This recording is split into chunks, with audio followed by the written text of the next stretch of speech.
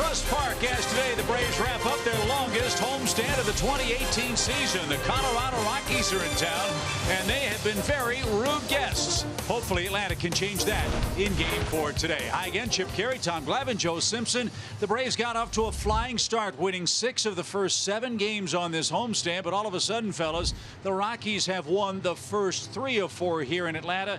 And to quote Judge Smales again, fellas, time to break out the old Billy Baru, because Game 4 of this one is indeed a biggie, Tommy. No, it's a big game. Look, like you said, what started out as a phenomenal homestand now is teetering between a good homestand and a very average homestand.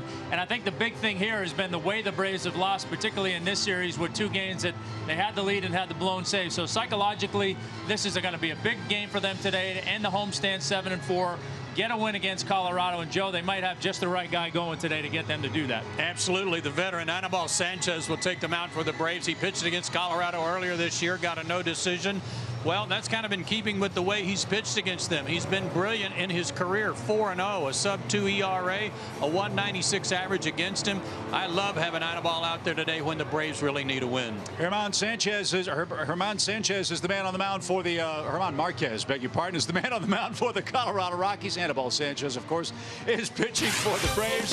Atlanta jumped all over Marquez with 7 runs in the start out in Colorado on a 27-degree day. We'll get things straight and get you started. Braves and Rockies Game 4 coming up next.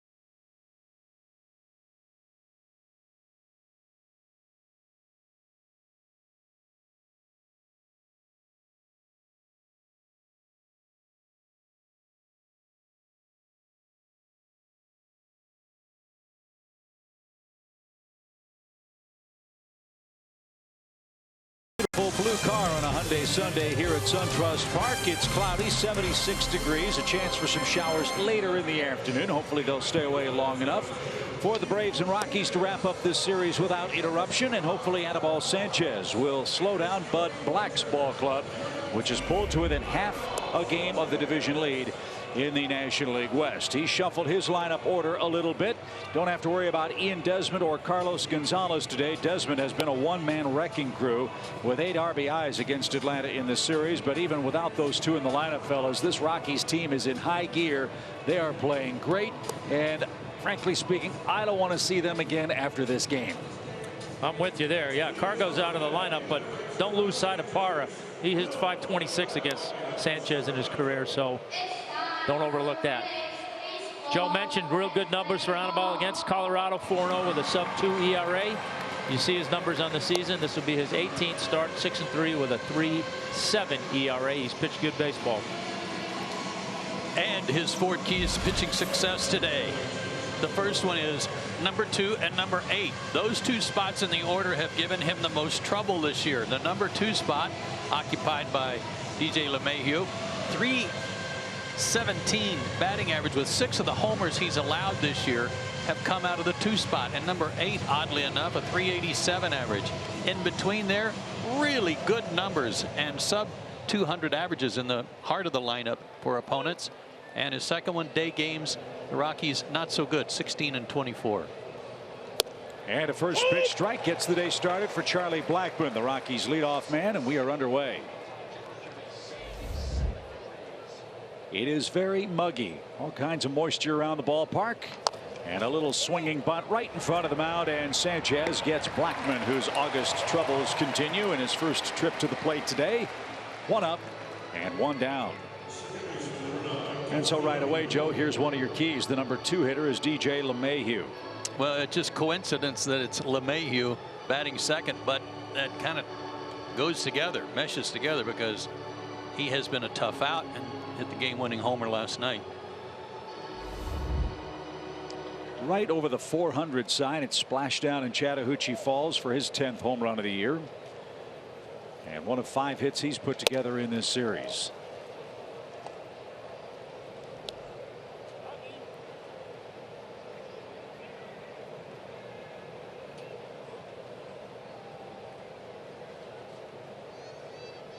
One ball, no strikes, and that caught the inside corner. It's 1-1. Last time out, Anibal gave up 4 earned runs in 5 innings. I think it's safe to say, guys, he just wasn't quite as sharp after he left his previous start against the Nationals after just 2 innings. So with normal rest, normal preparation, a lot more pitches last time out against the Marlins, Anibal so far looks pretty crisp here with his first 2 Rockies opponents facing him. Tom, you guys worked a lot between starts. If there was a time where maybe you were a little sore, whatever, that kept you from getting your normal work in, did you feel the effects of it? You know, sometimes, yeah, depending on what it was. You know, if it was kind of thing where it kept you from maybe throwing your bullpen or both your bullpens or whatever, I think, you know, you felt it a little bit. But you know, a lot of times I think it affected what you did in the weight room in between starts. Got the inside corner called, and LeMahieu can't believe it. He has words with Doug Eddings, who says, DJ, have a seat. It's Sunday on getaway day. 2 up, 2 down. Too close to take. Good pitch in. Yeah, it looked like that front door cutter he tried to throw that kind of backed up a little bit. Tough pitch. That's that one you wish you could throw on purpose, but you just can't do it. So here's David Dahl. Dahl is playing right field for Carlos Gonzalez today. Dahl's hit a home run here in Atlanta, one of 6 he's tallied this year.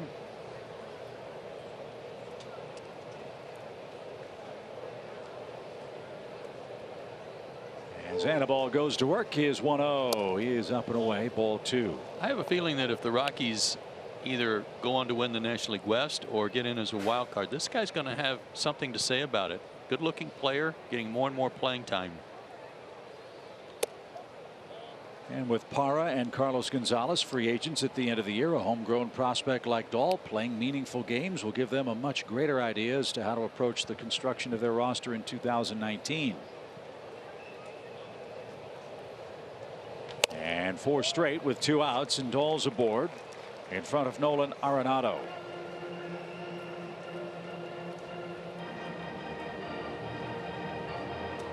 Those all missed pretty much in the same spot. Yeah, nothing tick you off more than that. 2 quick outs. Got an opportunity to have this guy lead off the 2nd inning with nobody on, and 4 straight out of the zone, and Now you're having to face him and have some stress in the first inning. Arenado with 30 home runs on the year. He's knocked in 85.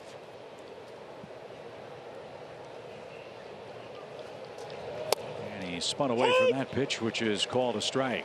That 30 home run total significant. He's the first third baseman since Chipper Jones to have 30 or more homers in 4 consecutive years. Hits for a high average, drives in big runs, plays every day, gold glove defender. He is indeed the total package, and hitting fourth for the Rockies today. The 0-1 pitch. Sprayed foul. It's 0-2.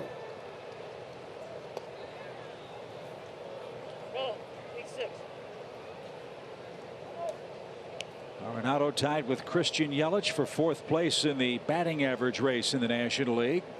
Second to Matt Carpenter in homers. He's 4 behind Baez, Suarez, and Aguilar for the RBI lead. So you might be looking at a man that has a shot at the Triple Crown. The pitch is fouled away. Runner was going, and Dahl will head back to first.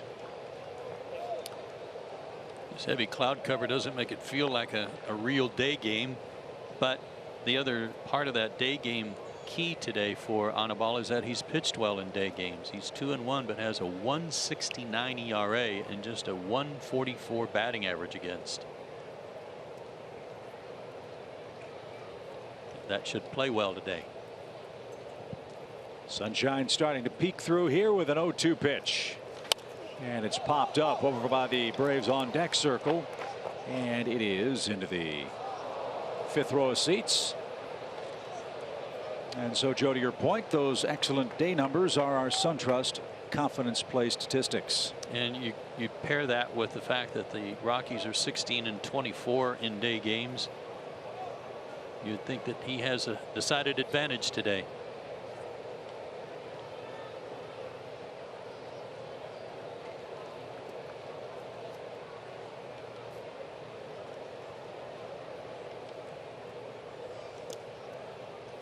Rockies will run. They've stolen a few bases in this series.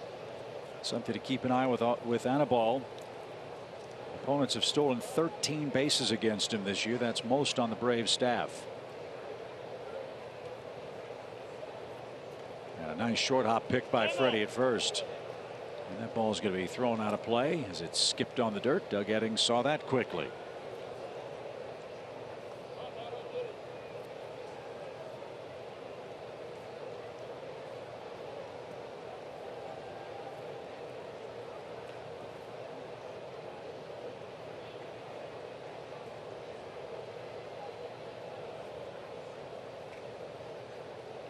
Runner goes. The pitch inside. Flowers throw to second is going to be late. And Dahl has his 5th stolen base.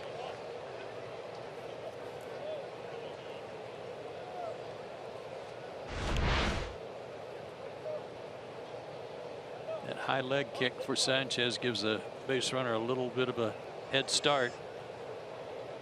Makes it hard on the catcher. But a good throw by Tyler made it close. Got the Rockies with 4 steals in the series, but Nolan Arenado swings and misses, and Sanchez pitches around a 2-out walk. Here come the Braves. No score, bottom of the 1st.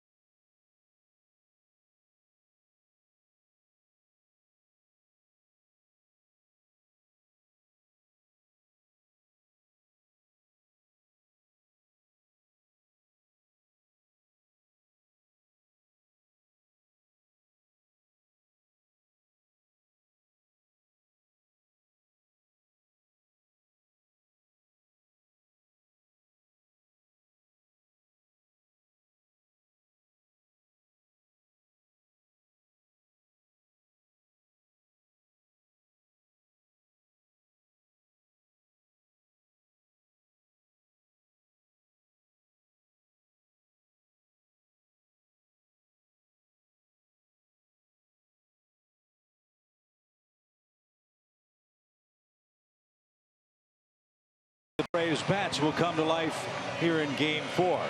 No worries about that with Ronald Acuna. He is on an unbelievable tear. We'll talk about that. He leads off the Toyota starting 9. Albies, Freeman, Markakis, Camargo, Inciarte, Culberson, and Short Flowers 8th.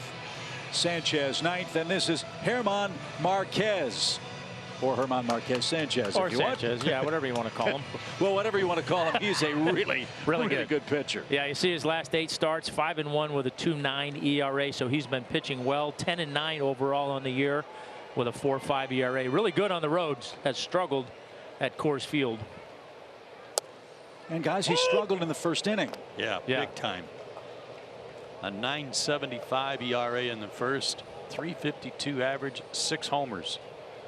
And Ronald Acuna leading off, and he flies one to center. Blackman, though, is there, and that is going to end an unbelievable streak for Acuna, who has been on base to lead off the game in 9 straight appearances before that flyout.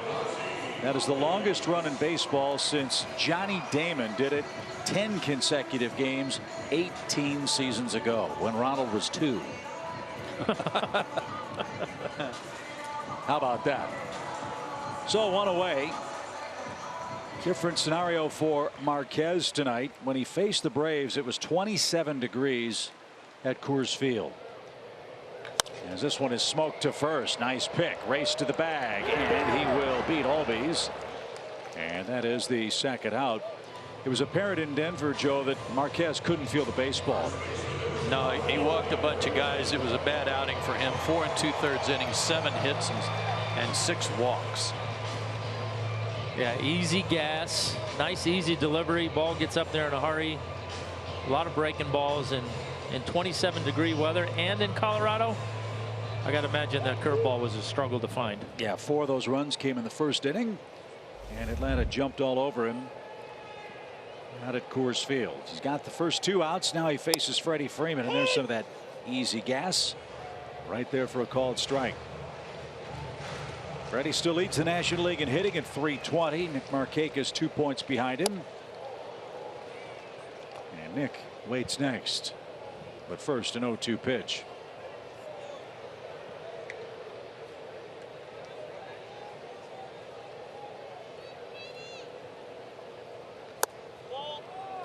Good try, but a better eye. 1-2.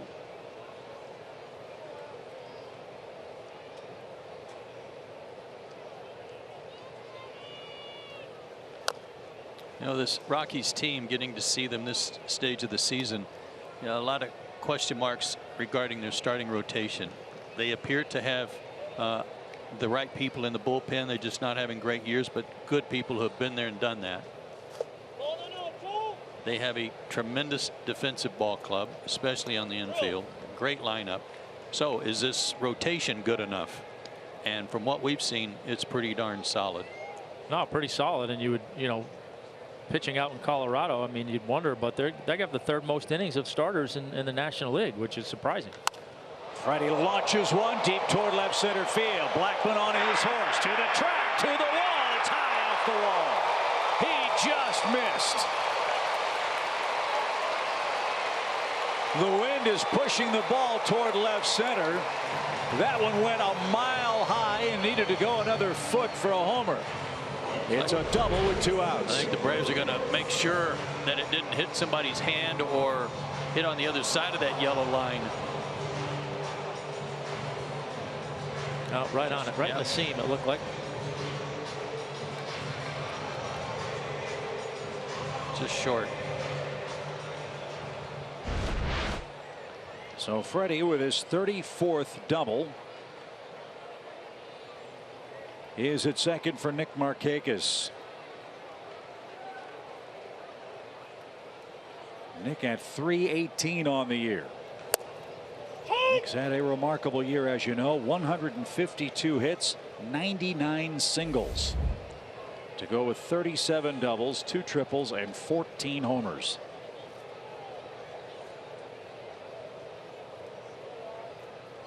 So after 2 quick outs, Braves have their first runner in scoring position.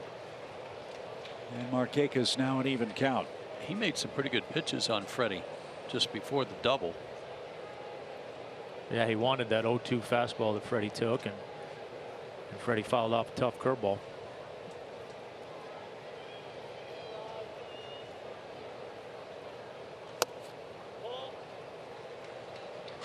Two balls and a strike.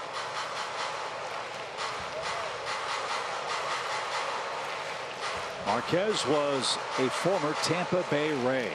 What an acquisition by Colorado to get a top of the rotation starter who can hit. Can he ever? Two balls and a strike. Fouled back. They acquired him from the Rays in January of 2016 with Jake McGee for outfielder Corey Dickerson and infielder Kevin Padlow. That was a big trade for them. Two big pieces. Yeah. And he's only 23 years old. An 11-game winner last year. He's 10-9 this year. And now the 2-2 is fouled at the plate. 6'1", 185 out of Venezuela. Pair of Venezuelan right-handers going at it today.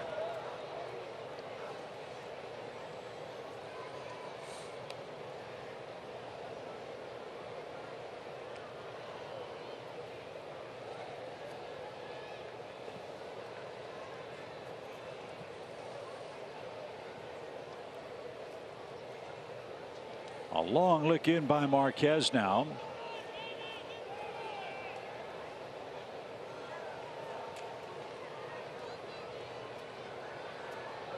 And now we'll try again.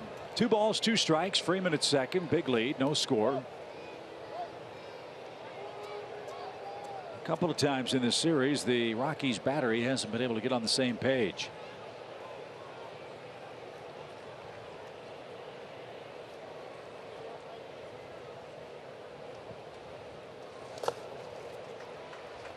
Good take. Full count.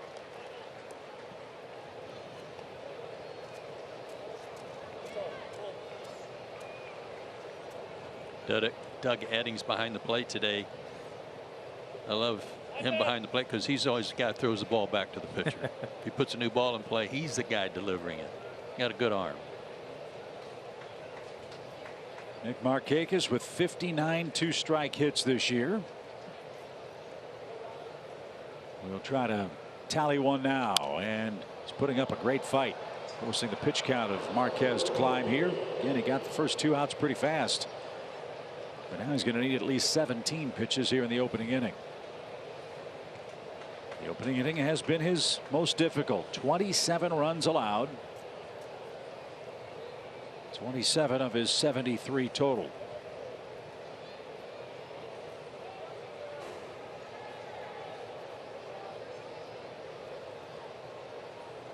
And that bounced up there. Good at bat by Markakis.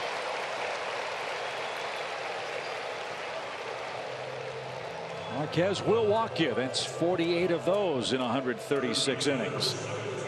Boy, he pitched a dandy of a ball game though his last time out against Houston. At Houston, he beat them 5-1. 7 innings, a 3-hit ball, gave up 1 run, 2 walks, 7 strikeouts.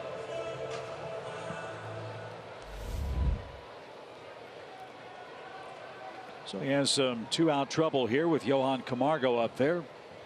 Colorado's pitched Johan tough. He's 1 for 10. Not anymore. A base hit to center. Here comes Freddie around third. He's going to score without a throw. And Atlanta puts together a 2-out rally to take a 1-0 lead.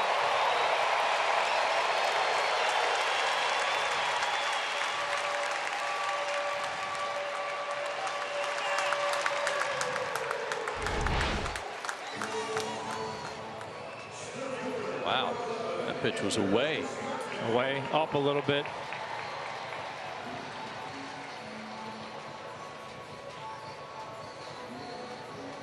'58th RBI for Johan. And Freddie scores his 77th run, and the Braves strike in the first. 1-0. A double, a walk, and a single with 2 outs. Now Enders the batter.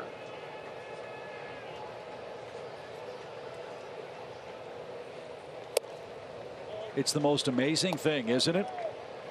Guys cruising right along, and all of a sudden, one hit changes the entire dynamic of the inning. And it's now 28 first inning runs allowed by Marquez. Rocky's been tearing the Braves up with 2 out rallies, nobody on. Nice to turn the tables on him a little bit. Yeah, it seems to me he was pretty aggressive those first 2 hitters and the first 2 strikes with Freddie, and then Freddie got the base hit, and he's kind of gone into the little bit of a prevent mode.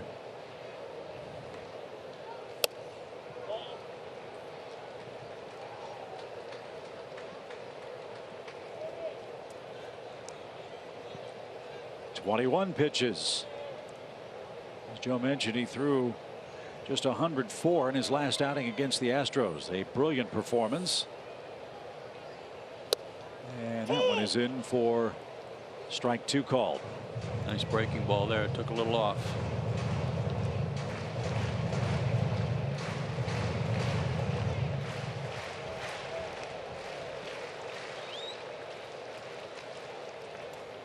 The 2-2 pitch is skied towards center. Blackman on the run is going to track it down, and that will retire the side. Nice rally for the Braves. More 2-out offense. Johan Camargo's 58th RBI gives the Braves an early lead.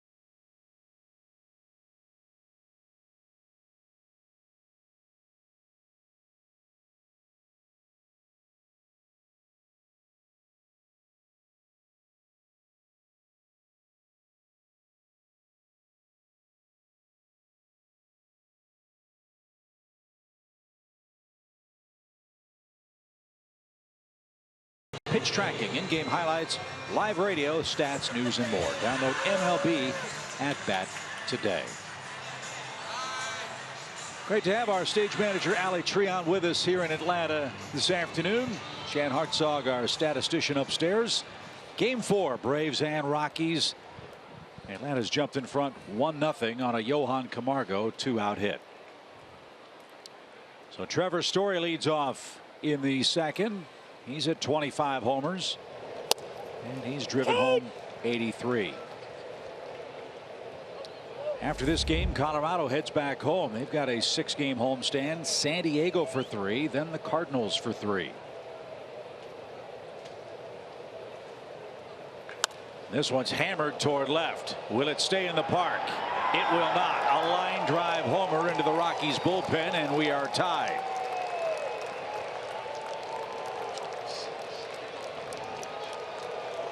Second pitch of the sequence, and Story has 26 home runs. Just look at the left side of their infield. Brian Snitker before the game was talking about how good these guys are. They've combined, he and Arenado, for 56 homers and 169 RBIs with a month to go, 6 weeks to go. And he went down and raked that. That's just a good piece of hitting. I mean, that was not a bad pitch. He just went down and got it and hit a 3-iron. Yes. So the Rockies have tied the game with a homer. Here's Parra. And as Tom said, this is the guy that head-to-head you got to pay attention to if you're Anibal Sanchez. Parra has ridiculous numbers against Anibal. He's 10 for 19 in his career at the plate.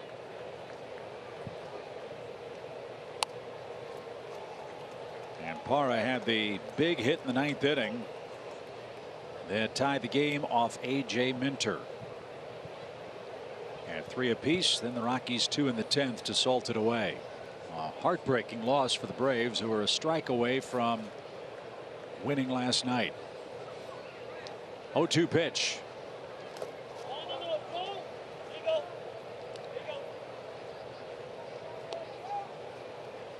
The win the Rockies pulled out Thursday and the one last night have got to have this team on cloud 9. They've got to feel really good about themselves, especially on this tough road trip they've been on.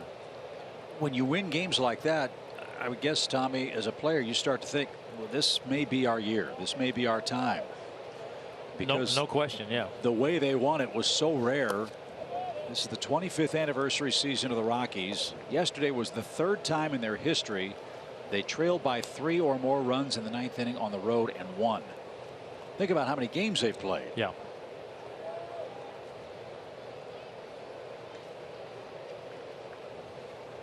Sharply hit. Freeman got a big hop and made a nice feed to Sanchez for out number 1. Is there a game that sticks out in your mind in that 91 year for the Braves that was one of those, wow, we're really going to do this? Probably. I can't think of one offhand. I mean, I got one for you. Yeah. How about Justice's home run in Cincinnati? Yeah, I was going to say that road trip, though. Yeah. That road trip kind of solidified things. Like, you know, I think we went undefeated on that road trip, and it was like, oh my God, you know, here we are. Maybe right? we are pretty good. How'd we do that? Here's Ryan McMahon playing first base today. And Ryan takes a strike. He's got 4 homers in limited time. Well, Colorado's a good club. They're winning on the road. They're winning at home, where they head next. They've won 16 of their last 21 at Coors. And as we said last night, this time of season with your pitching staff maybe a little tired, the last thing you want to have to do is go into Coors Field and play these guys. Yeah. Which again is the fate ahead for San Diego and St. Louis. Yeah, which, like I said, in hindsight, it makes it all that much more impressive that their starting rotation is 3rd in the league in innings. You know, I mean, out in that ballpark, you wouldn't suspect that in a normal year. 1-2 pitch is bounced foul.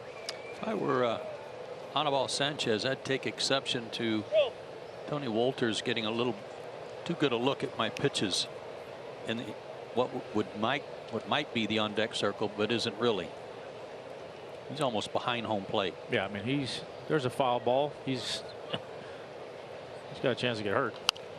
Where's Jerry Davis when you need him? Remember last year, I think it was, he moved Adrian Beltre to the proper on deck circle. Beltre took exception, moved the batting circle to where he was standing, and Jerry Davis said, "That's not funny." Take a hike. Yeah, that's not funny. That's right.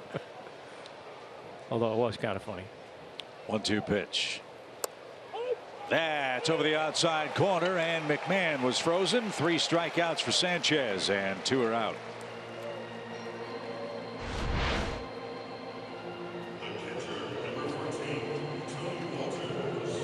Good pitch, good changeup. He's done a good job early on in establishing that inside pitch, whether it's for a strike or even to move guys off the plate, and it's opened up that outside part of the strike zone for him pretty well.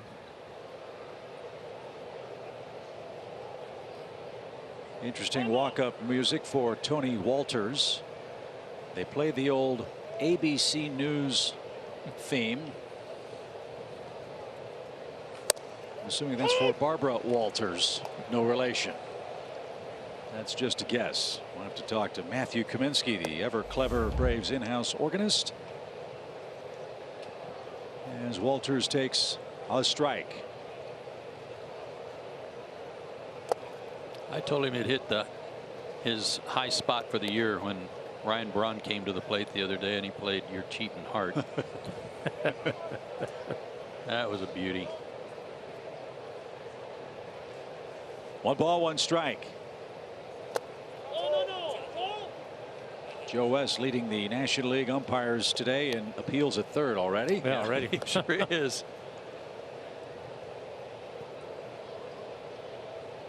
Big week for Joe West. Second most games umpired in history. Bill Clem is next up. And a little squibber hit to the right side of the mound, and a ball with a bare hand. And he makes news as Walters is retired. Trevor Story also made news. A leadoff home run into the Rockies bullpen ties our game.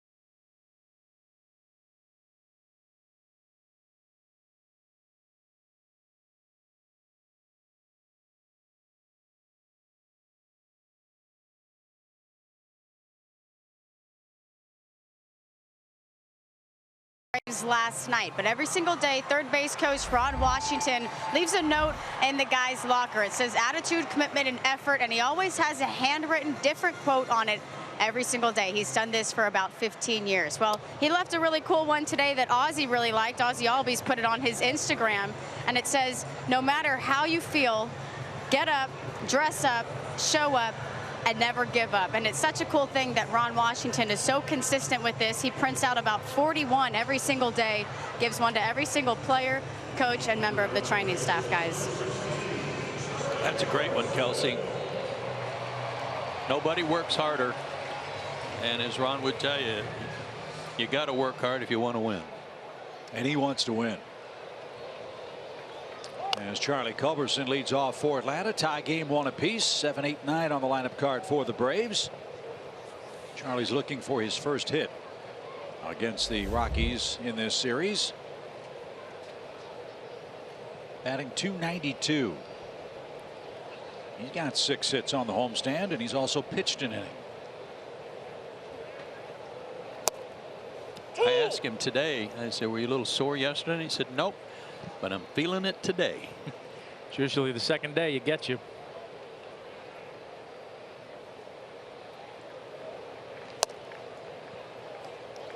So Marquez got through the first inning, giving up just the 1 run. Let's see if he has any issues beyond the first inning today. As that missed inside, close call. 2 balls, 2 strikes.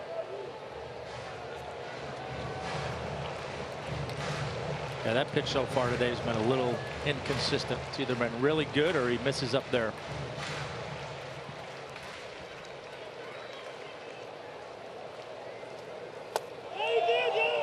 Culberson is called out at the plate by Doug Eddings. Charlie wanted an appeal at first base, won't get it.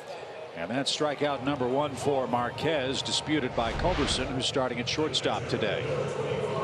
I don't think he would have liked what Pat Hoberg had to say either, even if they'd made an appeal.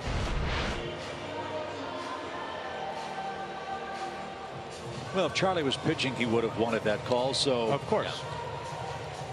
He's 0 for 1. Here's Tyler batting 8th. Braves catcher at .231, 5 homers, 19 knocked in.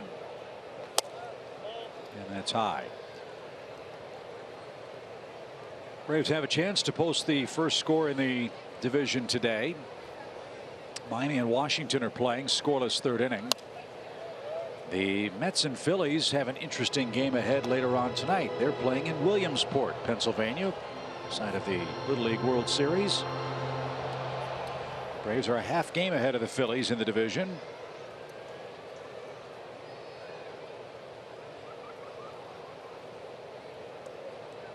Jason Vargas and Nick Pivetta are the pitchers later on tonight. And it's game 5 of the series.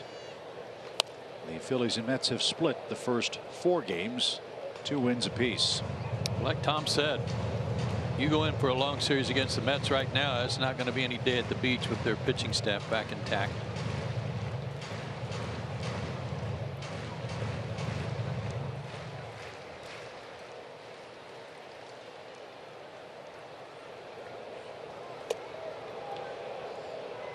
Tyler ducked under that pitch that missed badly. It was only half as wild as the ball that Walters threw back to him.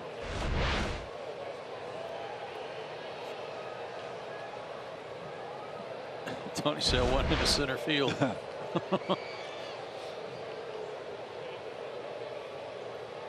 So none of the Rockies have a good curveball grip yet. 2-2.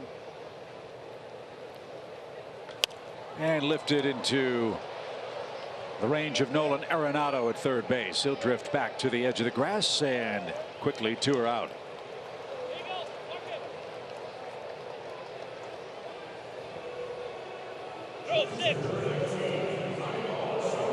So Anibal Sanchez looks for his first hit of the year.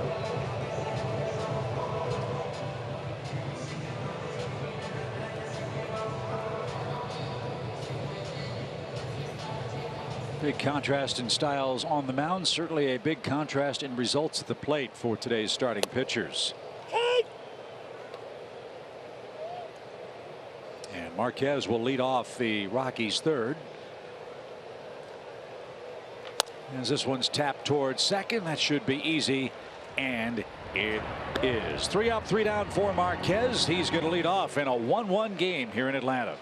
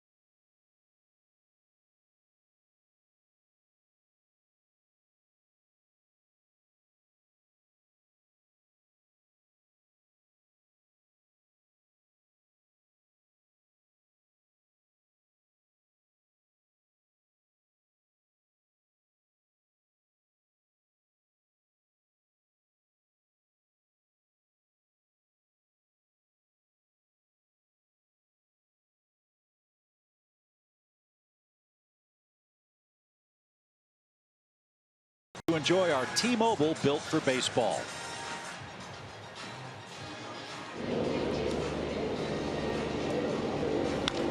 There's a drive deep left field.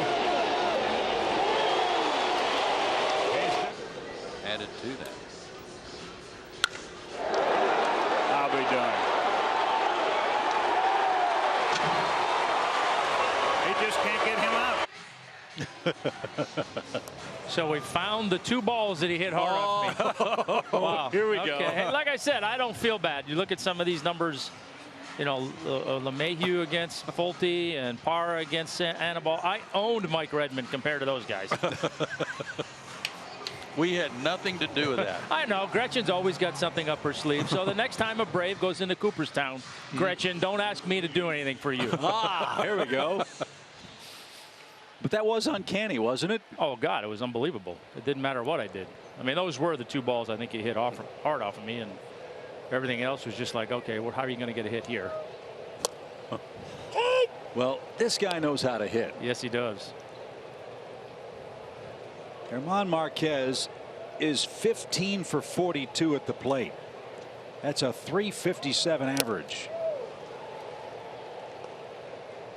He has hit a home run. That came off Daniel Descalso. Okay.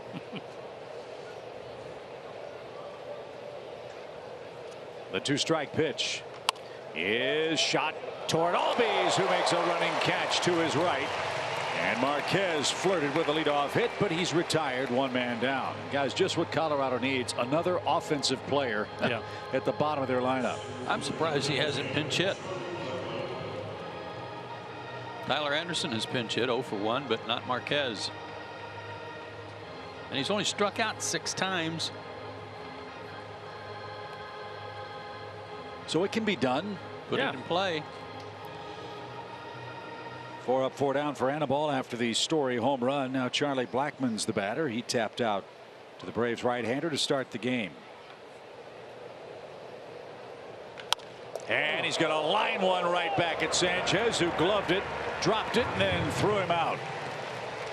That was a screaming missile. 2 outs. Thankfully, it found the glove.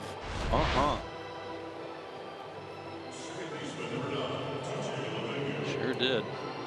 Solid.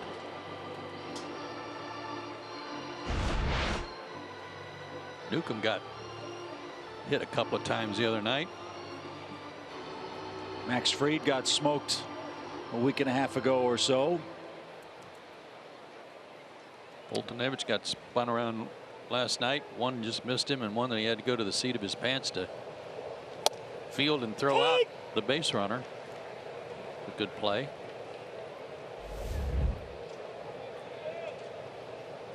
So DJ LeMahieu with the bases empty, 2 outs, struck out his first time up.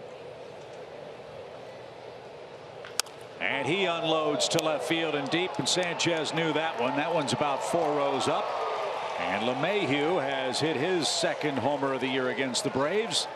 And the Rockies have taken the lead. It's 2-1. That number 2 spot again. Yep. 7th home run off of Sanchez from that spot in the order. 7 of the 13 he's given up. Slider. Maybe trying to throw a cutter in, didn't. This guy's so big too. Big and strong.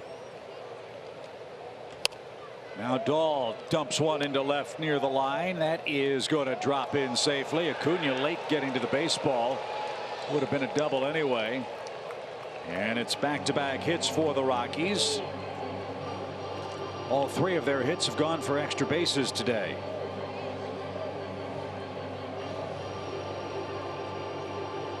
I don't know if Acuna saw this very well.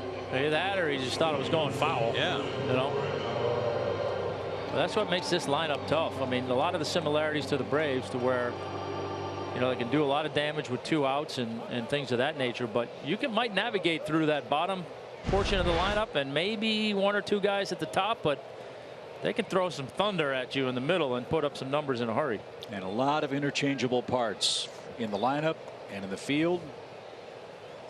And on a day like this, where you want to give Ian Desmond a rest and Carlos Gonzalez a rest, how about those 2 options late in the game when you need a big hit?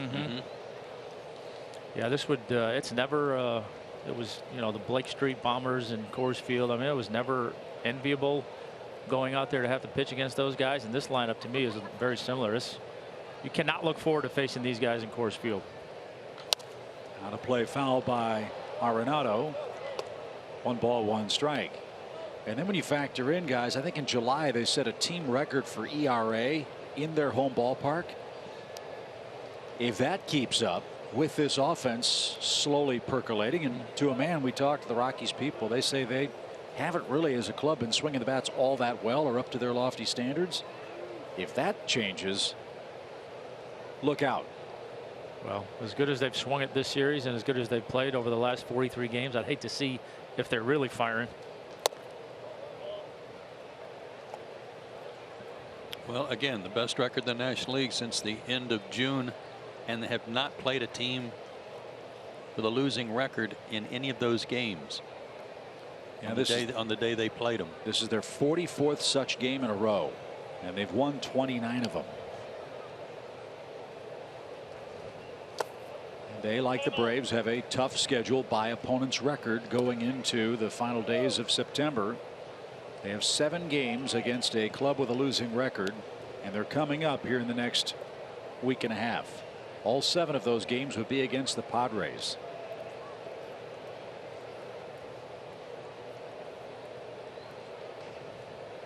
So a dangerous pitch for Nolan Arenado. The pitch is lined into center field softly. That's down for a hit. Dahl around third. Ender fields cleanly, won't have a play. And the Rockies, with 3 consecutive 2-out hits, have added to their lead. It's 3-1.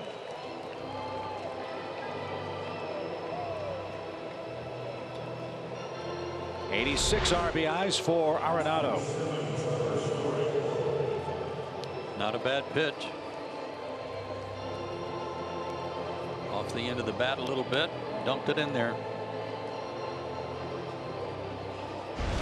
The Rockies still have a lot of games left within their own division in September, but the quirk in the schedule is they finish the year against the Phillies and the Nationals at home.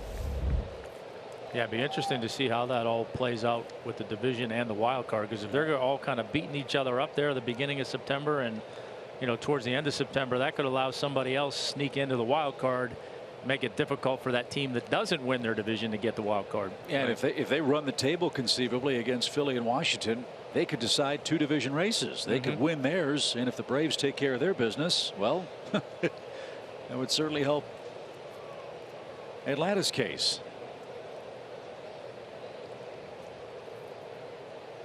The top 7 teams in the National League by record are separated by a grand total of 6 games. That's how tightly packed the National League playoff race is at the moment. Well, that's exactly what you want with the wild card, right? Bring all more teams into it and have it to be a virtual toss-up at this stage of the game. And as far as the wild card's concerned, the Phillies, Cardinals, Colorado, Milwaukee, and Dodgers are all separated by 2 games. That's why you may see a lot of action before the waiver deadline comes August 31st. Teams still trying to improve their club. 1 ball, 1 strike. Fly ball, well hit center. Ender on the run to the track, is going to have room, and he'll put that away and retire the side. LeMahieu, Dahl, and Arenado with 2-out hits, and the Rockies extend their lead. It's 3-1 with the top of the Atlanta order coming up here in Game 4 at home.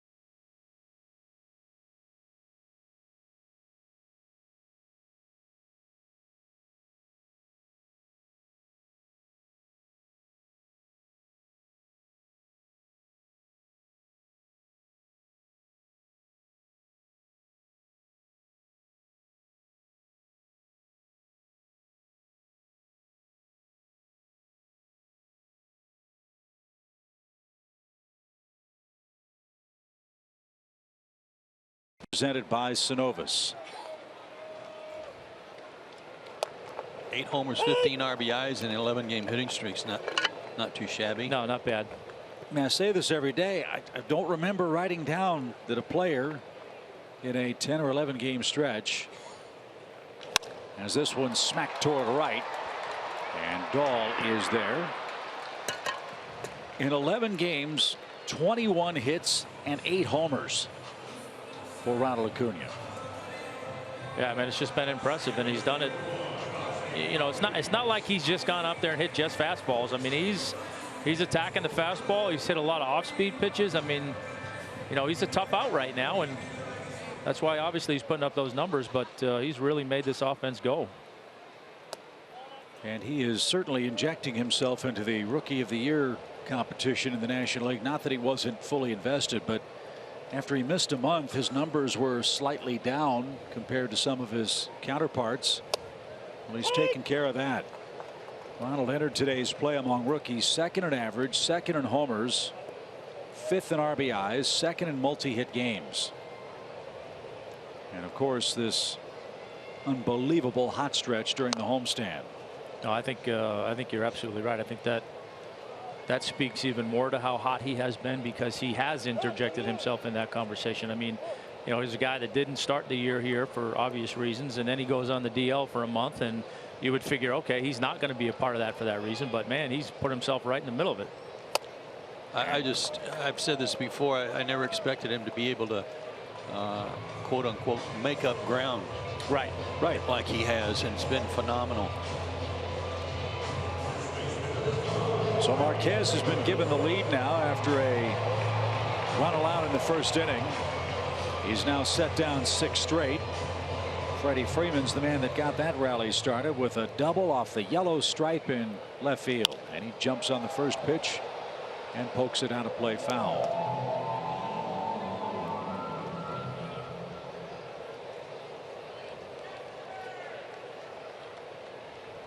"13 hits for Freddie on the homestand.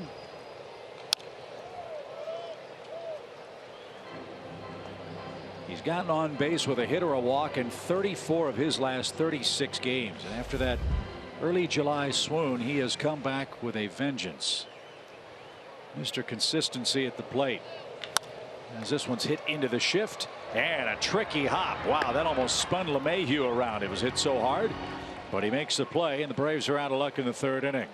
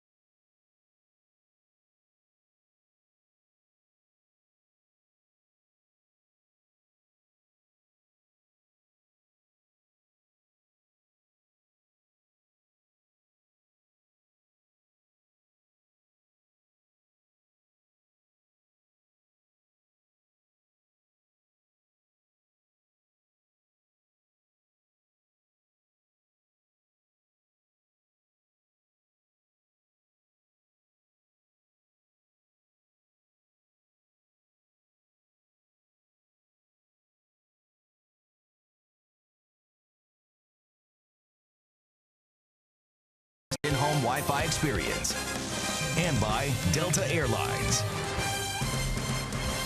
Well, might see some more friends at the beautiful Omni Hotel sitting and relaxing poolside as we tilt up on our Xfinity cam here at SunTrust Park. It's turned out to be a pretty day. Very comfortable weather after a drizzly gray start to the day. Sunny skies overhead as Anibal Sanchez toes the slab for his 4th inning. He's got Parra, McMahon, and Walters coming up. Rockies have hit a couple of homers and lead 3-1.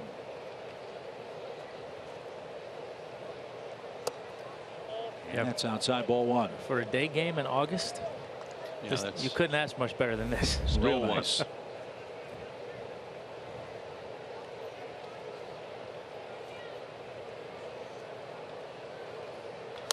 That is grounded foul. It's now 1 ball, 1 strike. Washington's losing again today. The Marlins lead 3-1. Jose Urena is pitching in that game while he appeals his suspension for his hit by pitch of Ronald Acuna here in Atlanta.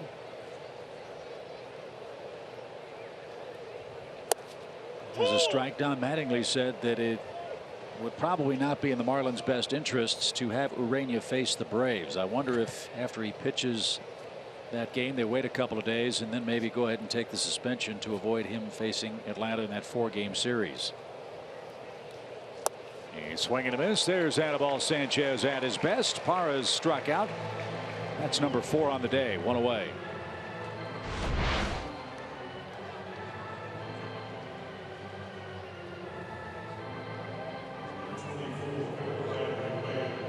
Pitch. I mean, I love it. He's got it's like he's got 2 of them in one. He throws one that's kind of the normal changeup and one that I think he takes even a little bit more off.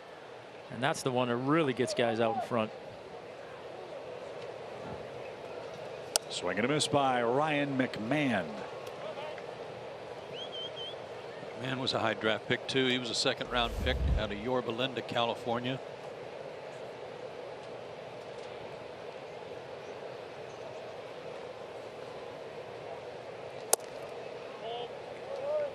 He got 19 at bats with the Rockies last year. Pretty consistent double-digit home run hitting threat in their minor league system. And a ground ball hit towards second. Ozzy's got it, and that's out number 2.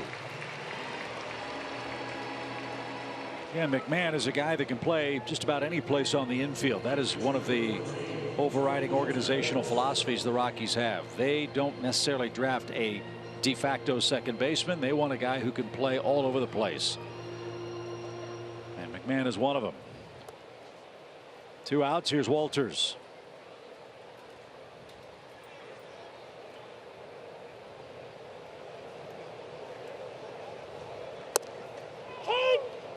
Yeah, if you're a kid nowadays and you want to play in the big leagues, learn how to play as many positions as you can, because in today's game that's more evident than it's ever been.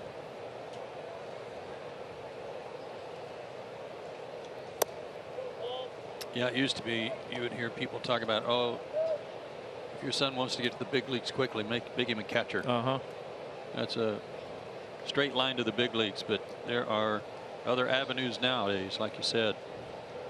Seems to me you draft shortstops, second baseman, great athletes in the middle of the diamond, because I would assume that those skills would translate to any position. Yeah, certainly did for JT Realmuto. He was an all-star with the Marlins and now their catcher. 1-2 pitch is out of play by Walters. We'll do it again. One of their people in their front office, it's one of my favorites, and I think one of yours too, Tom. Paul Egan's was here in town with the team, and former Braves employee. Worked for the Braves from '88 to '91 as their assistant to director of player personnel. Good man. How about that pitch? A floater at 69 miles an hour. A changeup froze Walters. 5 strikeouts for Anibal. Braves bats need to go to work. It'll start with Nick Markakis. 3-1 Colorado. Matt Diaz, the hitting fool, is going to join us.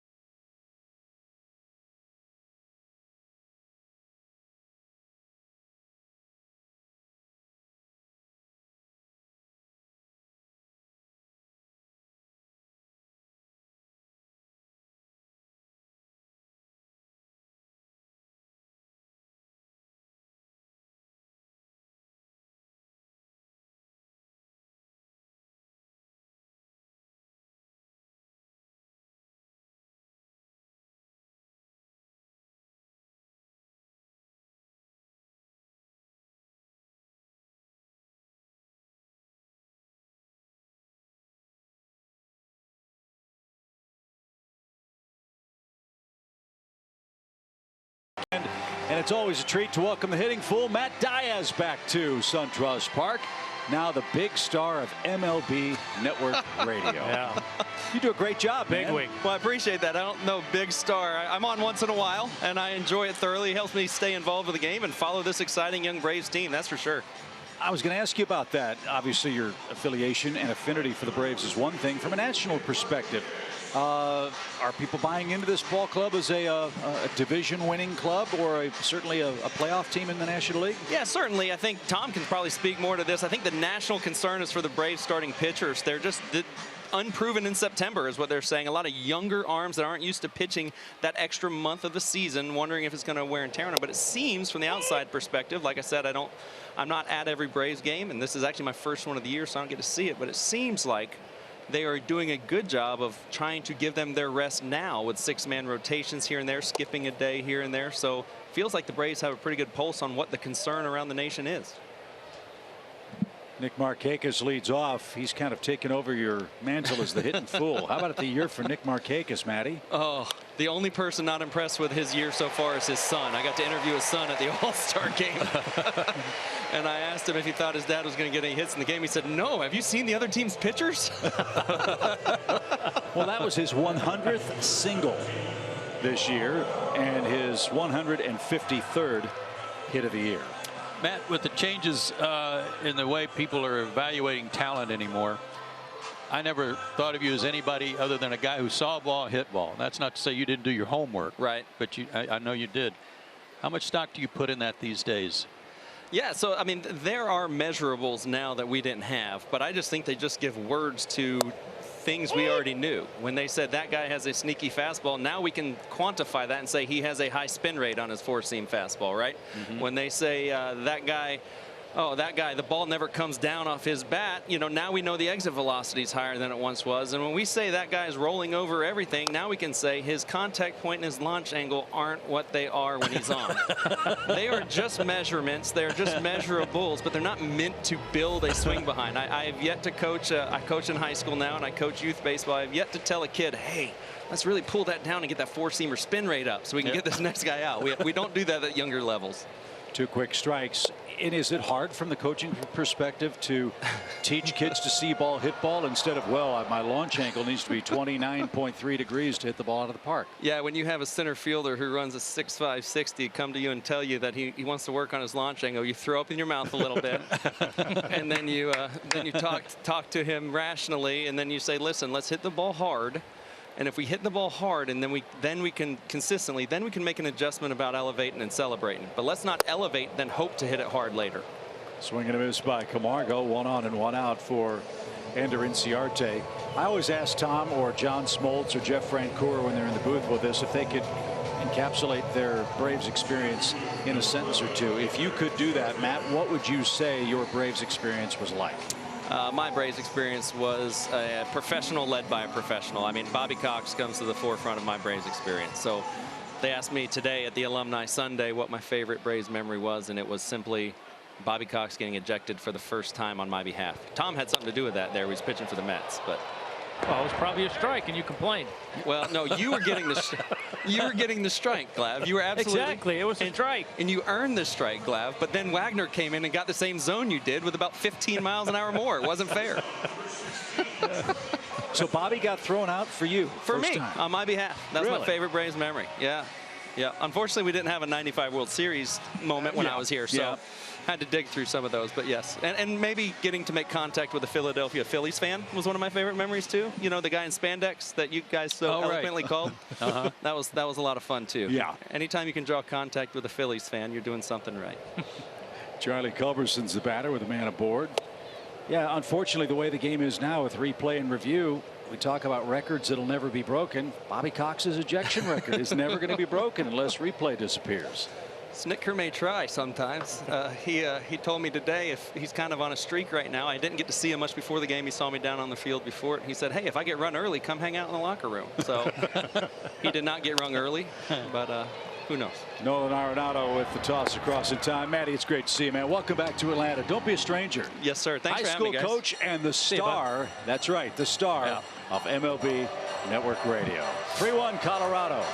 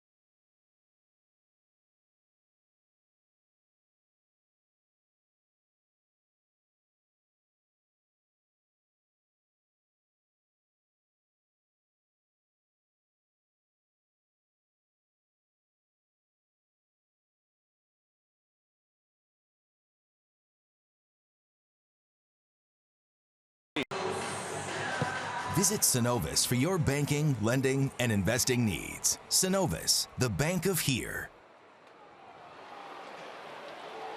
Marquez lined out to second. In the Rockies' third inning, he'll lead off again here in the fifth. He's been staked to a 3-1 lead thanks to solo homers by LeMahieu and Story. Nolan Arenado with an RBI single as well.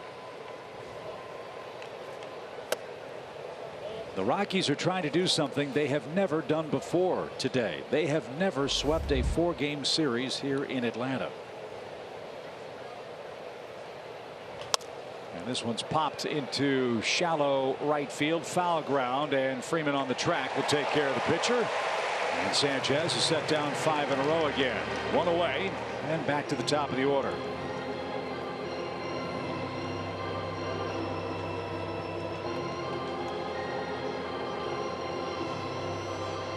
Been good crowds for this series too. Another good crowd here today. Again, the Rockies have kind of spoiled the party. Braves have gone over 1.9 million in attendance. This is their 62nd home date. 19 home games left. And are averaging over 31,000 per day. Set a record here last night. 42,143 attended last night's game. The 15th sellout this season at SunTrust Park. And what's the average? 31 something? 31,430. See, that's what's cool about it is with the intimate nature of this ballpark, everybody's so close to the field, and capacity right there around 43 or so. When you're averaging 31, it gives the feeling of a full house every night. Mm-hmm. 2 balls and a strike to the bearded wonder, Charlie Blackmon, who's now got a 2-2 count.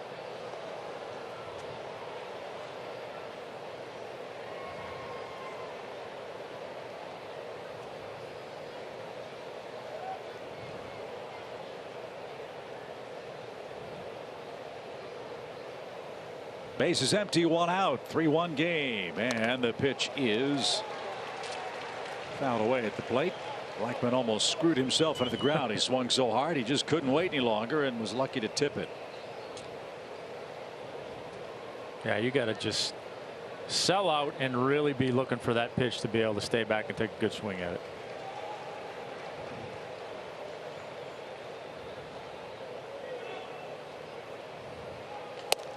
That's high. And Doug Eddings with a little housekeeping. Get some of the dirt off the plate as Blackmon digs in with a full count.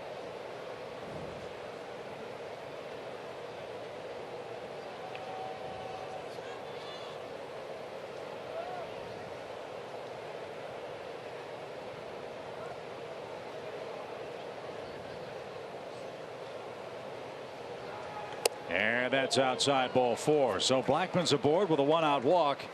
And now you're entering the very dangerous territory that is the middle of this Rockies lineup. A lineup that has plated 3 runs today. One of them a home run by this man, DJ LeMahieu, our StatCast AI powered by AWS. We've been talking about him this whole series, about maybe one of the biggest second basemen in baseball, certainly. 110-foot home run. But he's not a guy that's trying to pull the ball and hit it in the seats. He's just trying to hit the ball the other way, hit the ball up the middle. And as a result, he runs into a few. I think one reason why their offense has been kind of middling this year is this guy's been on the disabled list 3 times. Most recently with an oblique problem. This guy's an elite hitter. A terrific defender too. Career average at the start of this season of 302.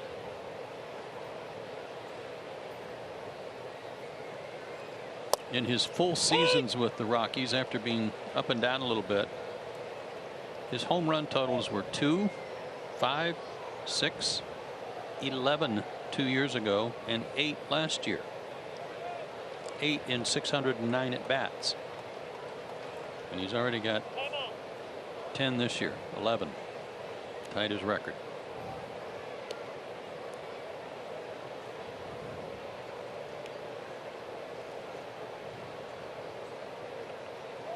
Six hits in this series, couple of homers for him. And he bats with Blackman at first, and Sanchez delivers in the dirt. 1 ball, 1 strike.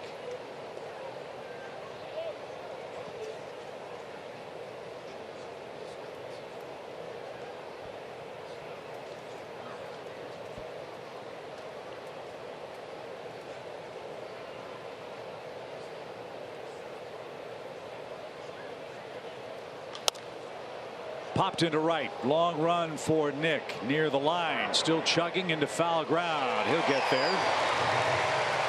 LeMahieu pops out. Blackman at first, now 2 away for Dahl.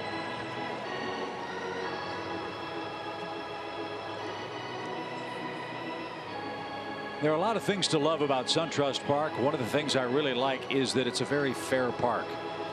There's a good bit of foul ground to help the pitchers out. You've got that 375 wall in right, but it's the high brick wall. It's not just a short poke.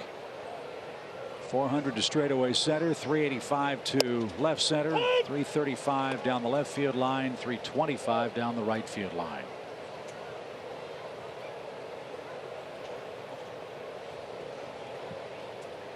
And that little extra bit of foul ground helped Markakis track down LeMahieu's pop up. And this one is a hanger, and Dahl didn't miss it. Blackman spins his wheels as he makes his way around second. Ball dropped, but no further advance for the Rockies, and they have some more 2-out magic working as Dahl has 2 more hits, and the Rockies have him first and third, and Arenado's coming up. That was a pretty impressive swing there too.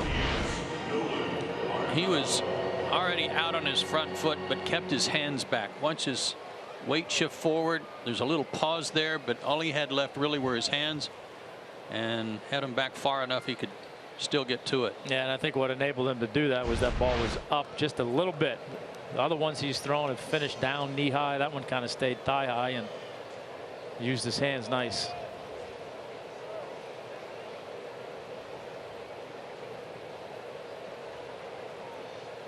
Arenado didn't get it. Helmet came off as he swung hard and missed. It's 0-1. Arenado was selected by the Rockies in the draft in 2009. He was a 2nd round pick. There are a few teams I think that would like to rethink that 2009 draft order, as this one smacked toward third. Camargo scoops and fires to first, and Sanchez is out of 2-out trouble in the 5th inning. He's coming up second, down a pair. It's 3-1 Rockies.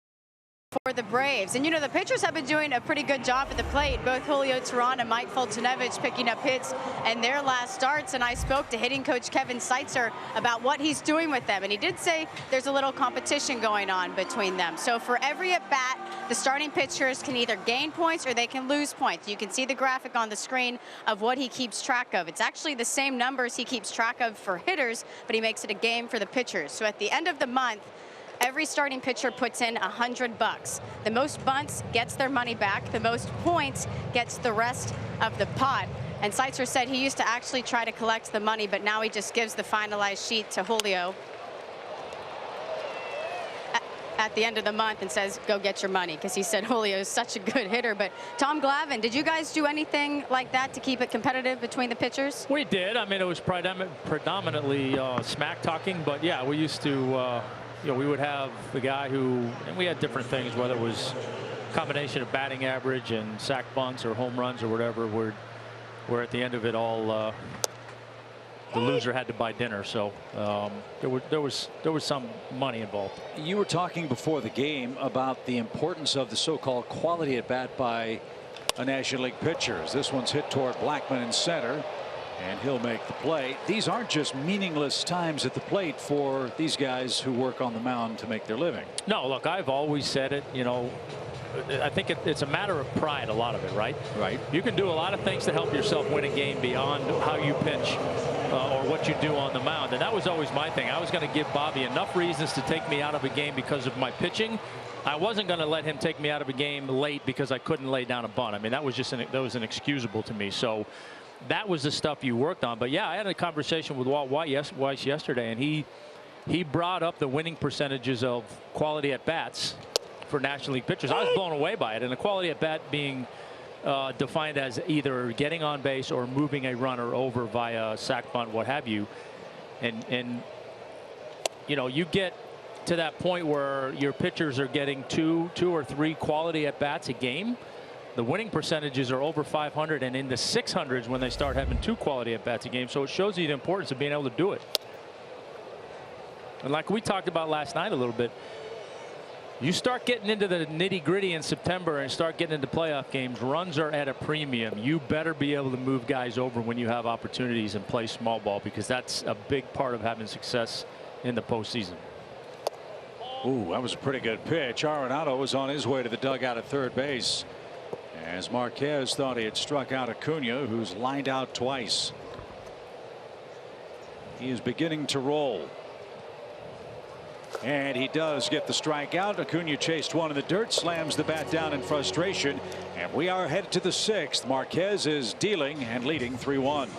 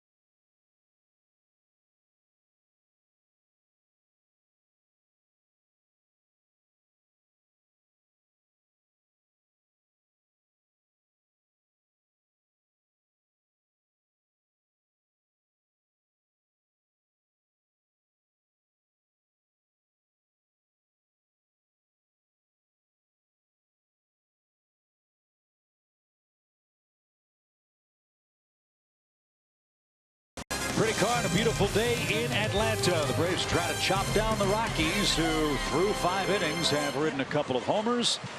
And the electric arm of Germán Marquez to a 3-1 lead as we move to the 6th inning. Trevor Story hit a home run to tie the game, leading off the 2nd. He'll start the 6th against Anibal, and he takes a strike.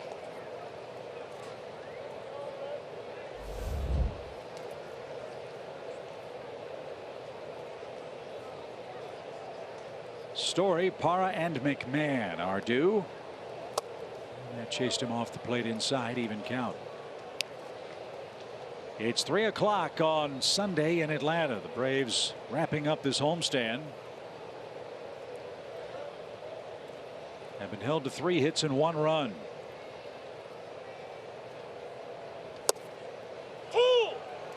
And it's 1-2. We're in Pittsburgh tomorrow night. Then we head to Miami Thursday, Friday, Saturday, and Sunday. The Braves are back at SunTrust Park on Tuesday, back in interleague play, a 2-game series with the Tampa Bay Rays. As you look at your Braves schedule, August 30th was originally an open date. However, the Cubs have a makeup game to play against the Cubs. So Chicago will be here Thursday night. Then Pittsburgh and the Red Sox. And that gets us into the early days of September already, if you can believe that. The 1-2 pitch. It's upstairs. It's 2-2. Coming into the game today, Anibal Sanchez had a very unique number against opponents' heart of their order. Numbers 3, 4, and 5 hitters were a combined 13 for 115 and only 1 homer. As you see, a 113 average. Nice pitch there for the strikeout. Today, however, the 3, 4, 5 hitters, Dahl is 2 for 2 with a walk. Arenado a single and an RBI, and Story a home run. But this day and age, the 3, 4, and 5 hitters, and you've only given up 1 homer. Pretty impressive. Yeah, take your chances with that.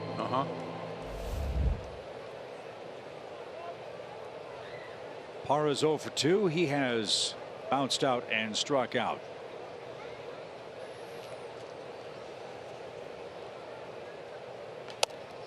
Up and away, 1 ball, no strikes. Miami's extended their lead in Washington. It is 6-1. Well, it was a tough loss last night for Washington after they had tied the game in the 9th. Yeah, another late inning bullpen meltdown for the Nationals, who had Gio Gonzalez on the mound today. Gio is in his free agent year. And Joe, to your point about teams maybe making moves before September 1st and rosters are frozen, would the Nationals think about unloading some of their free agent guys, including Bryce Harper? Yes. The answer to that is yes.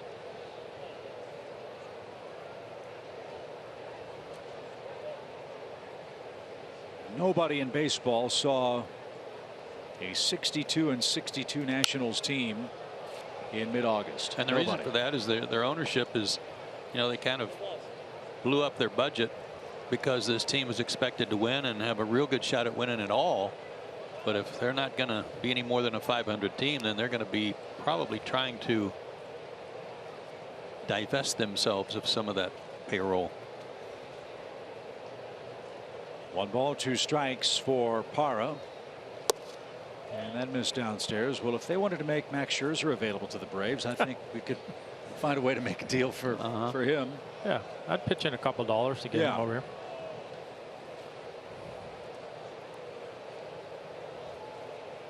But that'll be a fascinating story to follow over the next couple of weeks, as this one's on the ground toward Charlie at short, and a perfect 93-mile-an-hour throw to first, just like he did on the mound.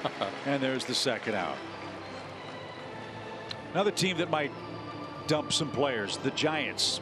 I don't want to say it's a make or break trip for them, but a series in Cincinnati, a series upcoming against the Mets, and the Giants have absolutely collapsed in Cincinnati. They're getting beat 9-1 today.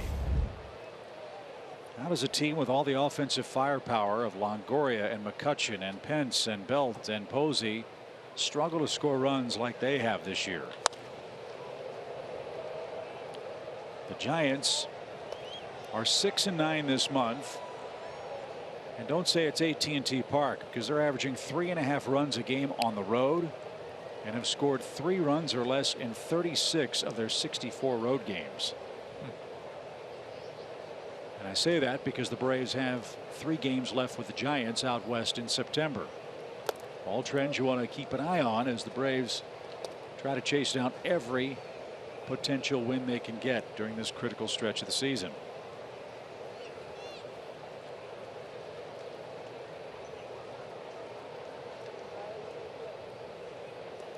Ryan McMahon, the batter, base is empty, 2 outs. He is struck out and grounded out.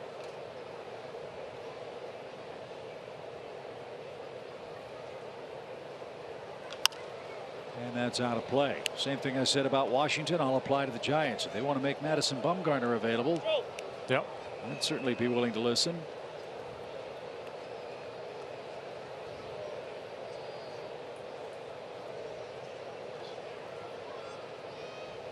Giants are running into Luis Castillo at the Great American Ballpark and not enjoying their visit.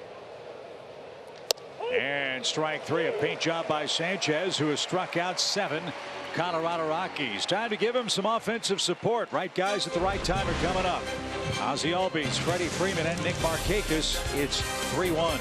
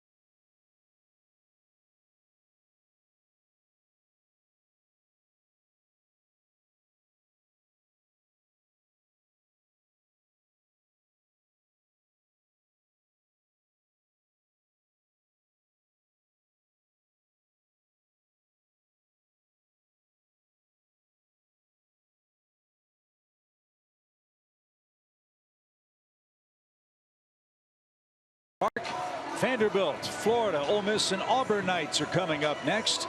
And we'll round out the College Knights program with the Gamecocks on September 3rd. Got some Vandy hats here at SunTrust today. Get your tickets and code branded hats at braves.com/College Knights.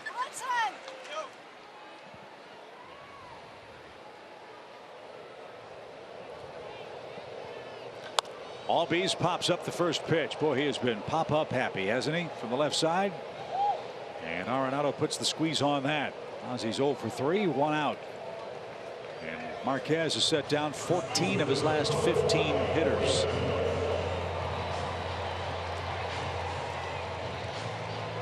As the game goes on, the later in the game, those first pitch outs, mighty welcome. It's kept his pitch count down. He's only at 64 in the game. He's held the Braves to 3 hits. The first of them went to Freddie Freeman, who doubled off the top of the left field wall and scored on a Camargo single.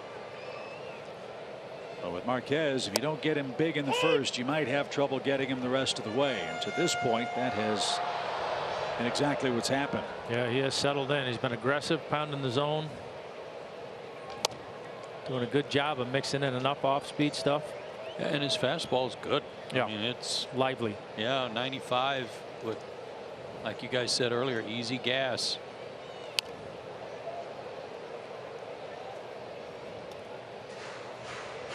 So 2 balls, 2 strikes for Freddie Freeman. Markakis to follow. A 6 or 7 inning start from Colorado is not rare at all as Freeman tries to beat the shift, and he does. He hit it over Arenado's head into left field, and that'll bring the tying run to the plate. Freddie has 2 of Atlanta's hits.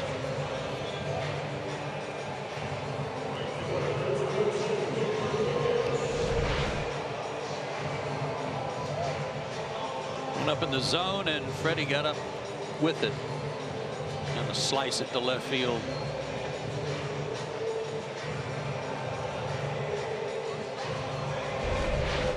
Nick Markakis with his 100th single. Last time up is our Georgia lottery hitting the jackpot. Big RBI numbers. Braves could use 1 or 2 of them right here. That pops away, and Freeman read that. No chance for Walters, and that takes Colorado out of a double play.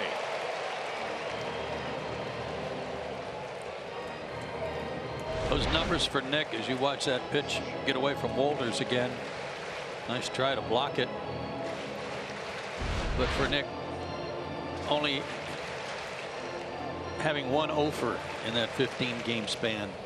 So typical of his season. An old reliable, I've called him. He's looking for his 49th multi-hit game. And took one a bit high. Ball 2.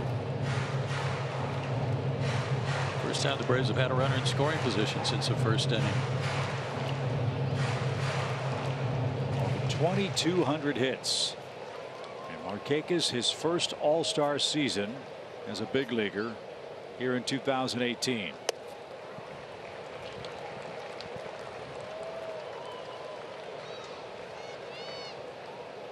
Going 0 for 3, 0 for 4 in a big league game, I'm sure is part of the deal, guys, but I don't think there's a player that I can remember who takes that more personally than Nick Markakis does. A master craftsman. 3-0.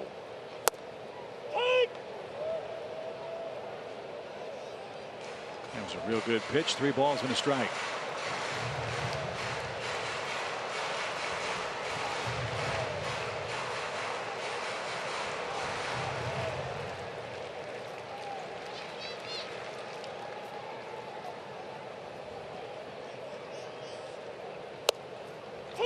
How about that pitch? 3-1. Perfect spot. See if he does it again.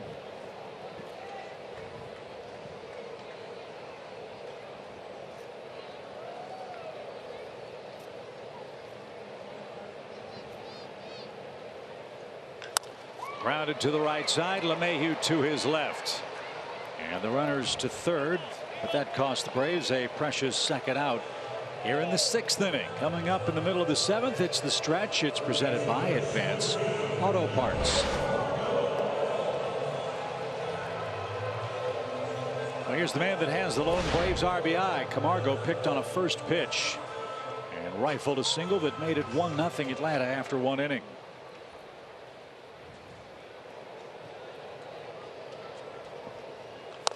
Jumped at the first one there and fouled it away. Yeah, I would have been surprised to see him throw him another first pitch fastball with a runner in scoring position like he did the first time. Good breaking ball there.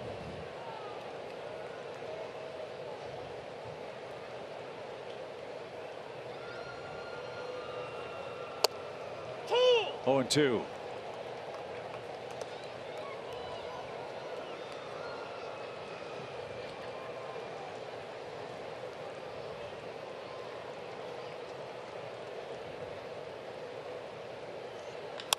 Lined into center field on an 0-2 count. We've got a 1-run game.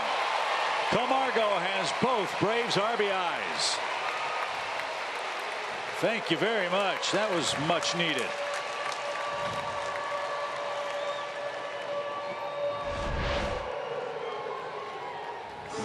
Again, that's literally the same pitch he hit up the middle the first inning. Well, first inning I think it was a fastball. That Yeah. same location, but You know, and it's not a bad pitch, but when you're throwing him 3 in a row, you did nothing to get him off of it. To me, fastball in right there if you want, and go back to that pitch. But when you've thrown 3 in a row and then you elevate it a little, he's not going to miss that.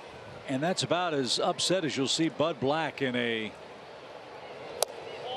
Colorado dugout. His hat's off, and I think he's looking at both Marquez and Walters saying, what were we doing in that spot? 0-2. That cost us a run. A lot of head shaking. Yeah, I mean, I've got no problem tripling up on a pitch if you know you're going to hit your location with it. But to me, that's a perfect spot where you, just for effect, come in on a guy with a fastball, you know, in. If you hit your spot and you get a strikeout, great. But if you didn't, then you've at least set up going back to that pitch if you think you can get him out with that. So now the Braves are in a spot right here where one swing of the bat could put them in front in what's now a 3-2 Colorado game.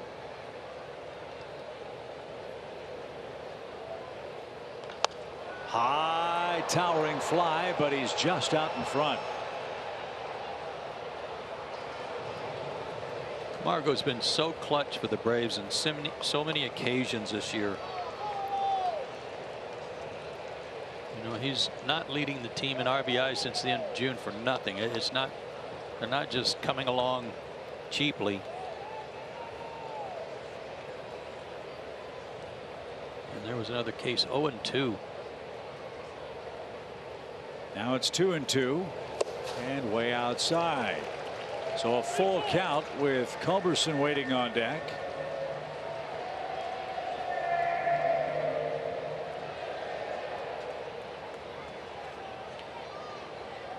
Second base umpire Brian Knight shifts to the third base side of second base on the infield grass. Runner goes, and the pitch is called. A third strike, and Ender can't believe it. He turns and hollers at Doug Eddings, who has a short fuse from time to time. And Ender is rung up, and that ends the Atlanta's 6th inning. The Braves settle for 1 on 2 hits, and we've got a 1-run game.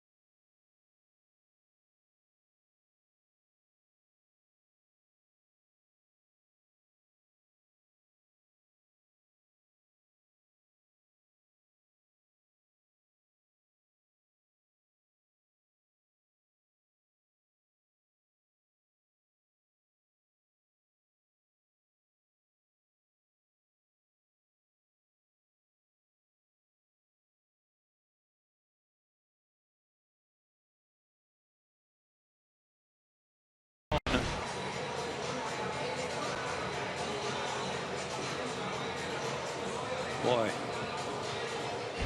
tough to take that one. Yeah. I mean, across the line, it looked like. Yeah. The way he caught it kind of made it maybe look a little low, but. Right. Pitcher's pitch, to be sure. Yeah. So the Braves get a 6th inning run. We've got a 1-run game. Anibal Sanchez trails 3-2 now, and he's got the bottom part of the order coming up. Walters the catcher, Marquez the pitcher, and then back to the top again we go with Charlie Blackmon.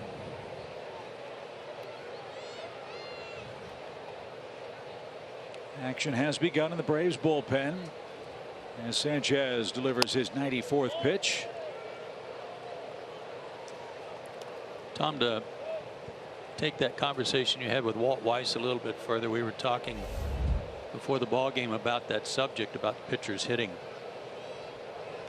and you made a point about, you or Walt, whichever, about with today's benches being so short, that if pitchers can hit and hit for themselves, and how much better that makes your ball club. Yeah, I mean, it's like anything in this game, right? Your options are limited now off the bench.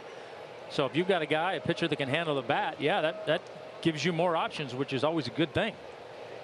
Well, I think this is a situation coming up. I don't know if Marquez will stay in the game. I'm guessing that he will. He's pitching great. But even if he weren't, if he were going to be taken out of the game, Bud Black can let him hit for himself. Right. And save one of his bench players. 1 ball, 2 strikes for Tony Walters. And the pitch is banged foul. Yeah, or even if you were to take him out here too, like you say, if Walters gets on, you send him up there to bunt, take him out of the game. Now you haven't had to burn a player to come off the bench and do that for you, or hope for a base hit and not play the game the way you probably want to. Strike 3 inside corner. Walters is carved up. That's 8 strikeouts for Anibal. Is that 5 looking? Yes, sir.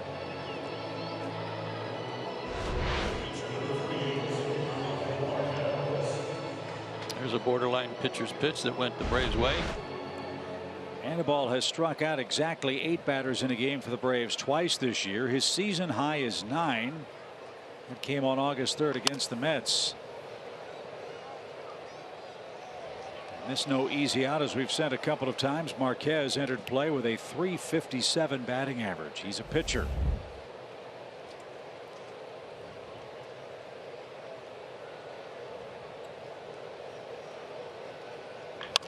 Hard hit ball. Backhand play by Camargo, who looked that into the leather. And that's the second out. Sanchez has retired 6 in a row. Coming up, it's the stretch presented by Advance Auto Parts. And Brian Snitker is on his way out with Blackman coming up. Atlanta had a left-hander getting ready in the bullpen. And it looks like that's going to be the final toss of the day for Anibal. A terrific performance. A couple of home runs cost him in the early innings, but after the third, the Rockies did very little with the Braves right-hander.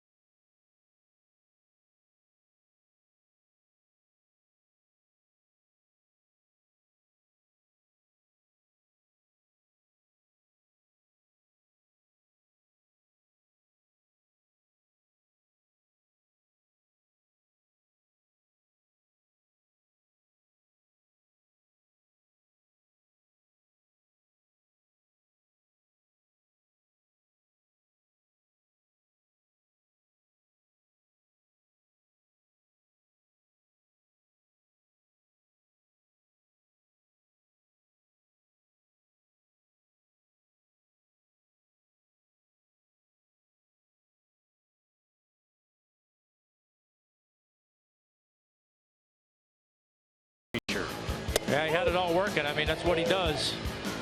Lots of different speeds, lots of different movements. Good location on his fastball today, but spectacular with that. I don't want to call it an Evis pitch, but that 69-mile-an-hour changeup. Got a couple guys on that one. So great job. Settled down. Certainly gave the guys a chance to win this ball game. So see if we can take it from here. Yeah, you run after the Frenchie fries faster than 69 miles an hour, Tom. So that was indeed a terrific pitch. I love what Anibal did too. As he walked off the mound, he pointed at Doug Eddings and tipped his cap in essence, saying, "Nice job." Yep.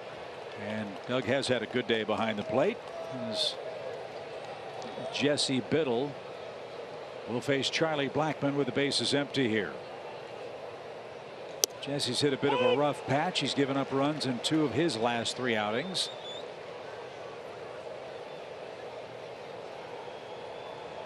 Two innings last time out against the Marlins on August 14th. He picked up the win. And Blackmon a very late swing. It's 0-2. Colorado does not have a hit since the 3rd inning in this game. Excuse me, that's incorrect. Since the 5th inning of this game, Dahl had a base hit, 2nd of his 2. So 1 hit for Sanchez from the 3rd inning until he was taken down here in a 1-run game. And that's in the dirt. 1 ball, 2 strikes. So nice rebound start for Anibal, who, as we said, wasn't as sharp last time out, really because he was a little out of rhythm after he was hit with a comebacker up in Washington. Today's game, a much more Anibal Sanchez-like appearance. And Biddle makes short work of Charlie Blackmon. That's 9 Rockies who've been struck out today. Biddle strikes out his first man assigned, and he's due 3rd when the Braves bat here in the bottom of the 7th inning. This is a big game for Atlanta. They're trying to avoid a 4-game sweep, and they've had their hands full with German Marquez and this high-powered Colorado offense here in Atlanta.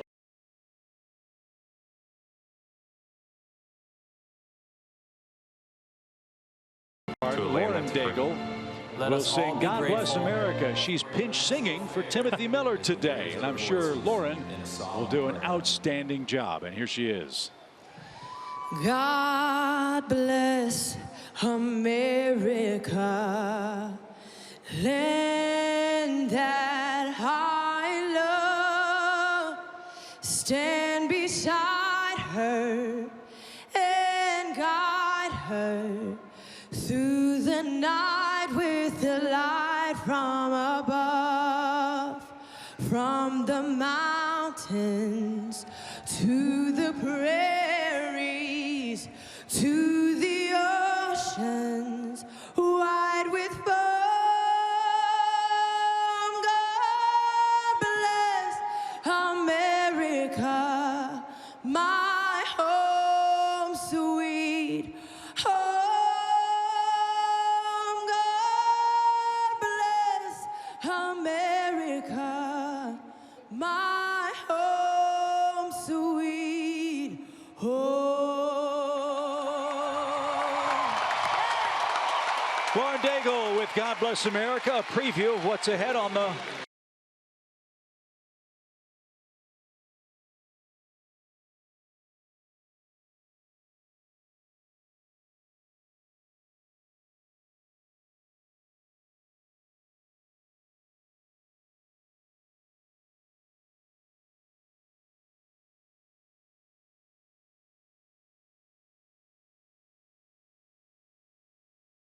Well, no rest for the weary. The Braves are about to kick off a 7-game road trip beginning in Pittsburgh. The Pirates are 10 games behind the first-place Cubs in the NL Central. So, Nick, what are the Braves in for this week? This should be a fun series. Beautiful city, beautiful ballpark.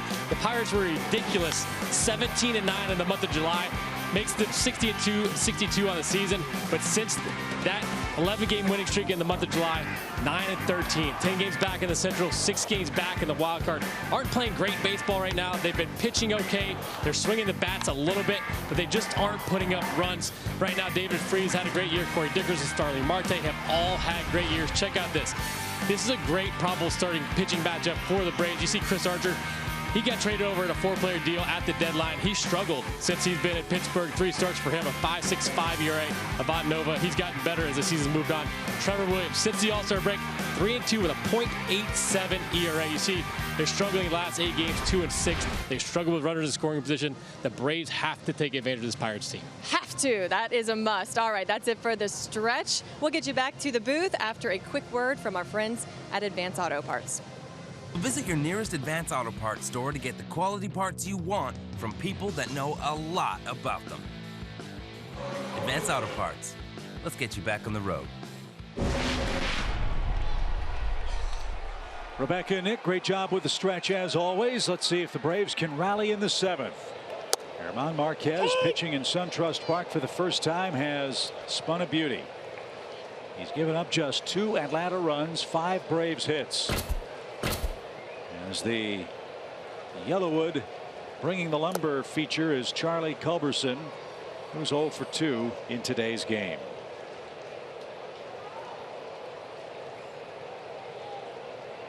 Four homers in August. 1 here would tie it up. Wind blowing ever so slightly. It appears toward left center field. A little more cloud cover now. Lights have been on since the first pitch. And Culberson got hit on the forearm, and he'll take first base. So the tying runs aboard thanks to a hit batsman.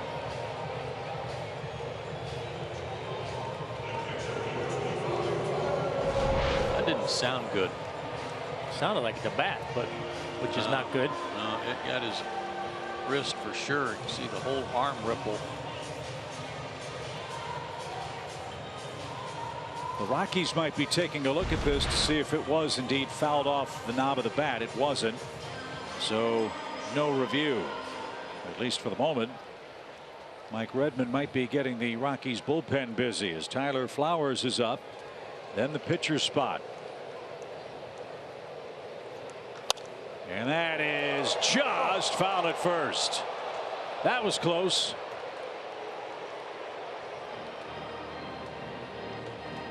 Especially close with McMahon standing right there.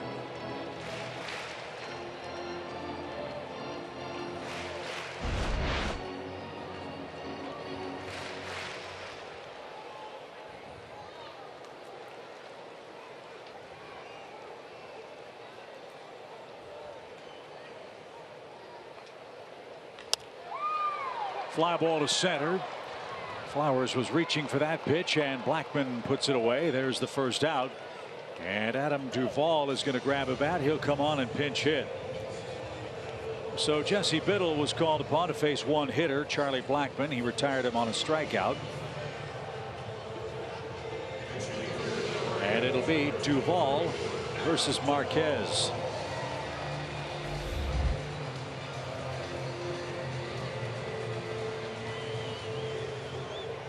Well, Marquez doing for the Rockies what has happened for them so many times this year. He is pitching deep into the game.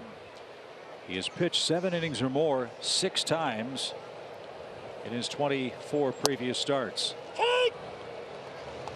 And of anything, Tom, as you said, the last couple of years, that's the biggest difference for this Rockies franchise. Consistent, solid starting pitching. Yeah, they've, like we talked about last night, they've hit on something in terms of the guys they're bringing in there to pitch. I mean, they're logging some innings. Duvall was reaching for that one, and Story's going to drift out. He says he's got it, and that's the second out.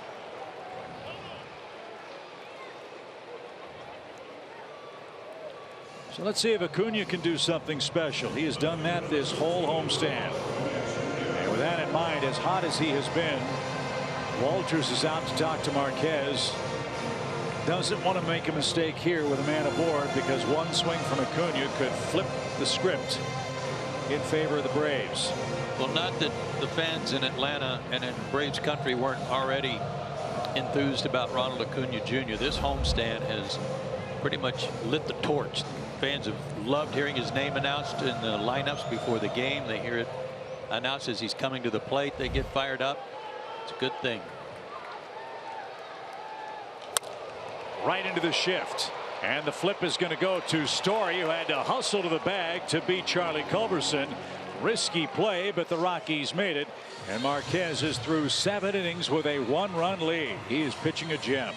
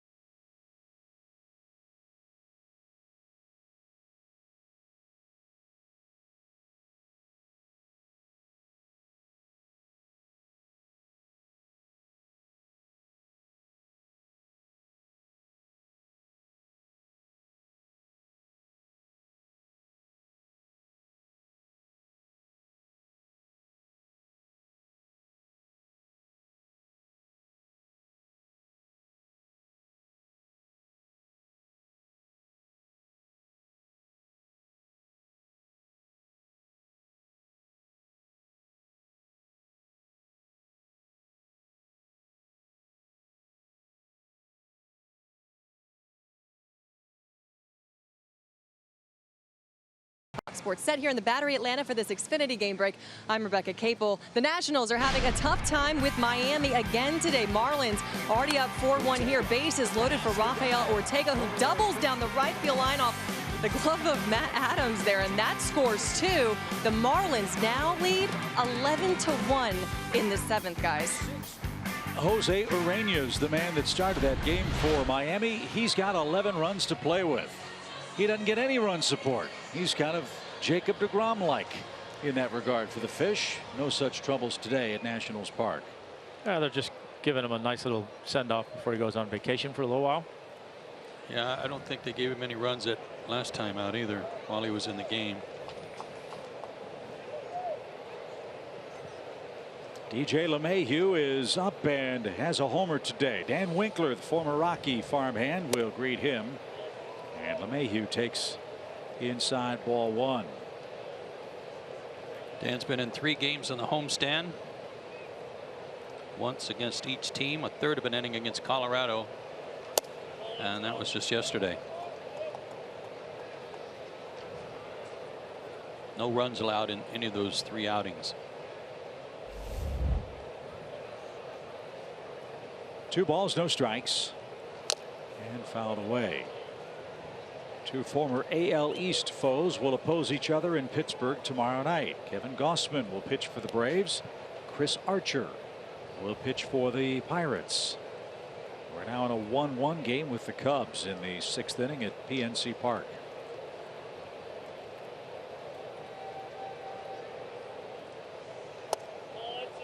Pirates are always tough at home, and they have a winning record at home this year.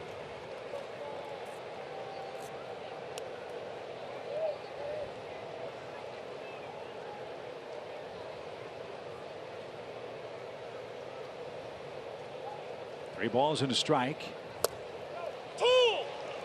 Last year the Braves went 2-5 against Pittsburgh. 2-5 with an asterisk. They had to play in Pittsburgh in early April. They were swept in that series. That's when Matt Kemp first hurt his hamstring, and Starling Marte had a gigantic series and then got busted for PEDs. 3-2. Back to the mound, and Dan will make that play. And there's out number 1. We invite you to celebrate the history of this great Braves franchise when they take on the Red Sox on Tuesday, September 4th. First 20,000 fans will get a Boston Braves Babe Ruth bobblehead, brought to you by Gas South. Get your tickets today at braves.com. That's a good looking bobblehead too. Looks just like one of his swings in the photographs I've seen. David Dahl has quietly had a very nice series. 6 hits.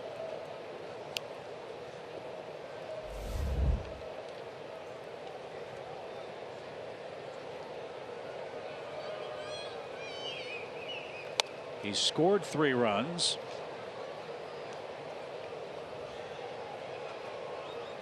And he's knocked in 3 runs. And hit a homer.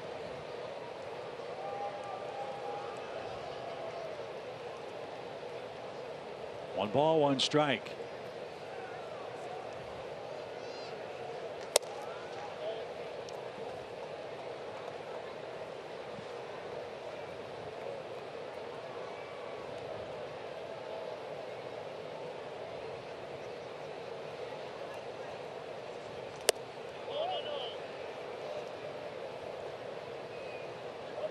So it's 3-1. Arenado is waiting on deck. Story lurking as well. Colorado leads 3-2. Braves can't give them any more. They'll have their 2, 3, 4 hitters up in the bottom half of this inning. That one in at the knees. Fills up the count.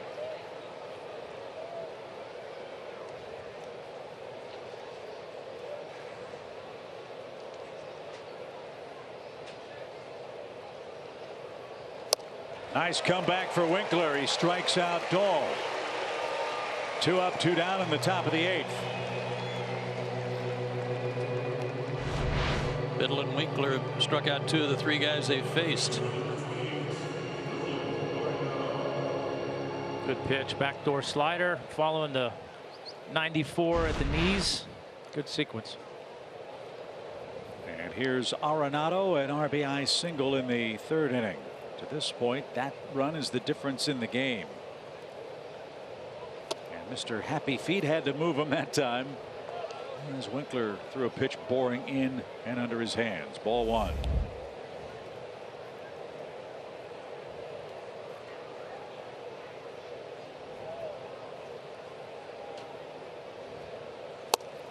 They're not quite as happy as Hal Morris's used to be. Not quite. But I guarantee you there are a lot of people along the way that probably told him, listen, you need to keep your feet still in the batter's box, son. Right. Well, this box almost wasn't big enough for Hal Morris. Ground ball to short. Charlie to his right. And his long throw to first is in time. And the former Rocky Dan Winkler pitched a very impressive eighth inning, getting through the 2, 3, and 4 hitters. They didn't get the ball out of the infield. 3-2 your score.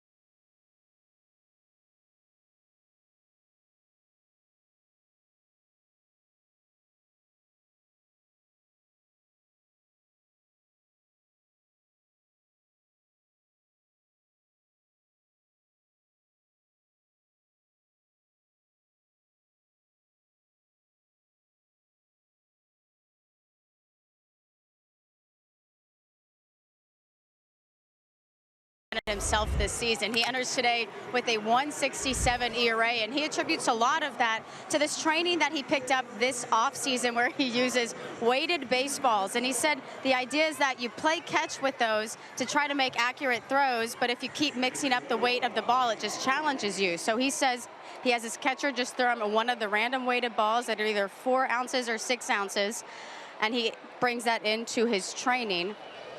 And he says the idea behind it is when you're a kid, you're throwing all different kinds of balls with different weights, and without thinking about it, it's training your hands and your eyes together to make throws and have that feel. So he attributes a lot of his getting his feel back this season to incorporating that into his training. But Tom, he said this is an old school train of thought that is now being incorporated into this new school training here.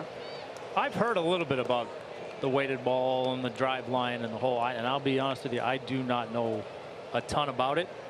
I know guys have used it for different reasons, one of them being arm strength and trying to increase velocity.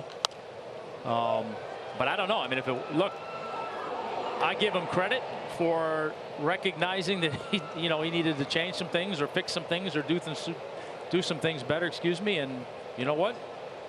I'm all for it. If you know what works for one guy doesn't necessarily work for the other, and if it worked for him, then, and it clearly it has, good for him. 1 ball, 2 strikes for Ozzie, who's hitless on the day. And a wicked slider erases him. 1 up, 1 down in the 8th. Marquez went 7 innings today. 7th time he's gone 7 or more innings.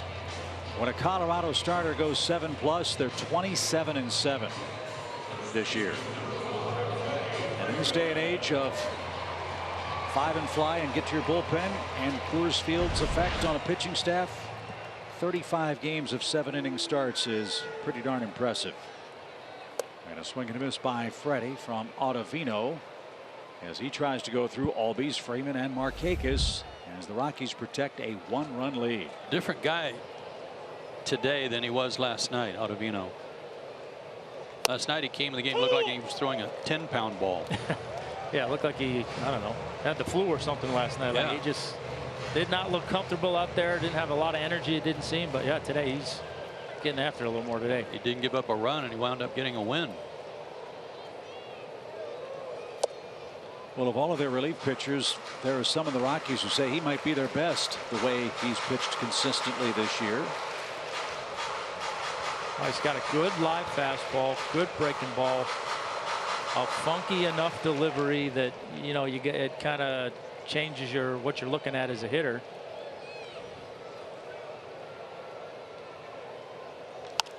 Pop fly out of play. It's 1-2.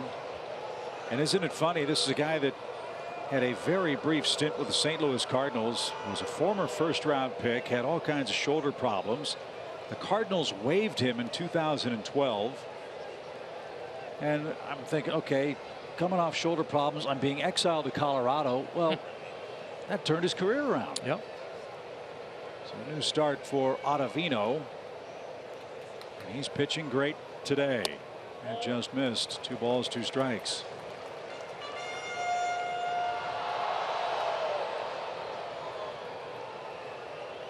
He enters the season with the 8th most appearances out of the bullpen in Rockies history.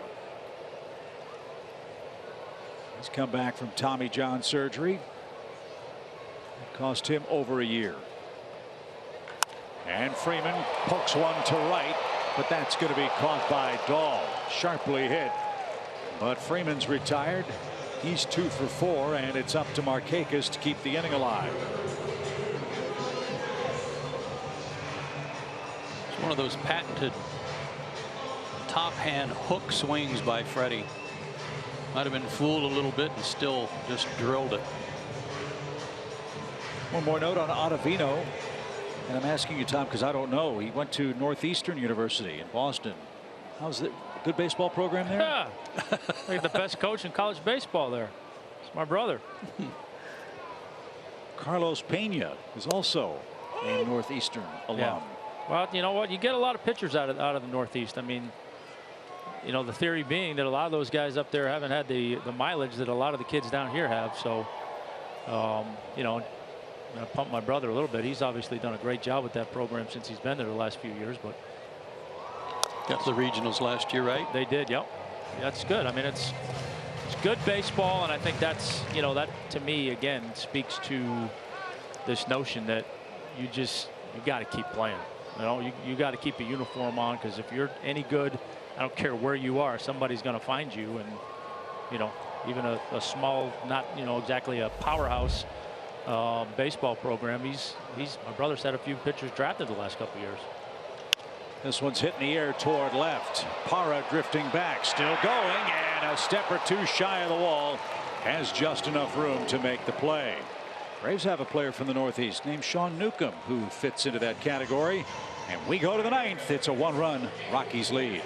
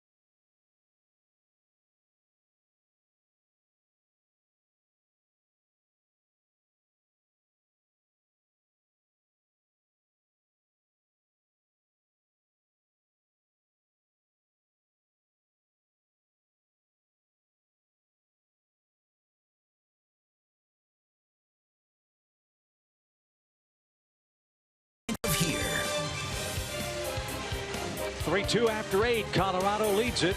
Trevor Story's going to lead off. And Story's had himself a nice day at the plate. A second inning home run is part of today's Coors Light refreshing finish. That is just a strong guy to go down there, get that ball and rake it into the bullpen like he did. As Tom said, wasn't a bad pitch. No, that's a pitch that could have just as easily rolled over and hit a ground ball to short. Yep. So Brad Brock is going to come on and try to get the final 3 outs for Atlanta and then turn things over to the offense. Story, Parra, and McMahon, the trio do for Buddy Black. And that one's bounced foul. And what's turned out to be a bright, sunshiny day all of a sudden. Hopefully that's a good omen for the Braves. Well, the Rockies, a 9th inning comeback of their own. Braves are trying to avoid being swept in this 4-game series. Colorado trying to wrap up a 5-1 road trip that started in Houston with the Astros. The pitch. They went 1-1 down at Minute Maid Park despite striking out 32 times in those 2 games.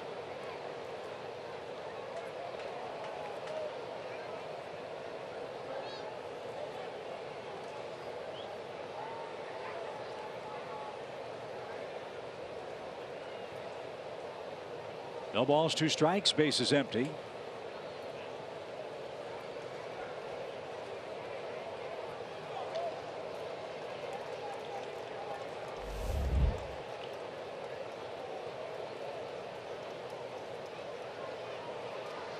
And a little late. So a good start for Brock. 11 Rockies have been struck out in this game. Sanchez got 8 of them. Biddle, Winkler, and now Brock with 1 apiece. Pitchers have really done a nice job since the Rockies got their 2 runs in the 3rd inning. They've thrown a 1-hit shutout.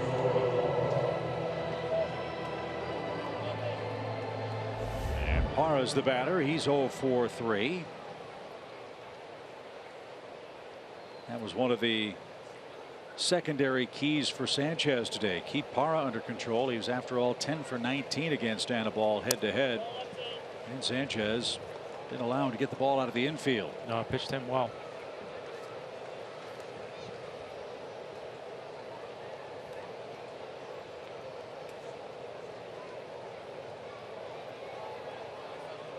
It was hitters 2, 3, 4, and 5 that did the bulk of the damage offensively for the Rockies. LeMahieu's homer, Dahl with 2 hits and a run, Arenado a run scoring single, and as we showed you, Story's 2nd inning home run. 1 ball, 1 strike.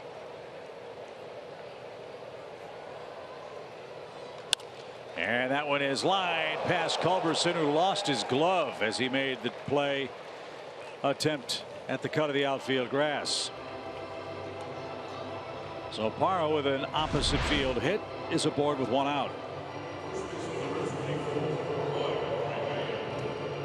Oh man. Yeah, glad he didn't hurt himself on that. Too. Could have been a wrist. Yeah. And that's where he got hit a little bit ago too, is on that left wrist and forearm.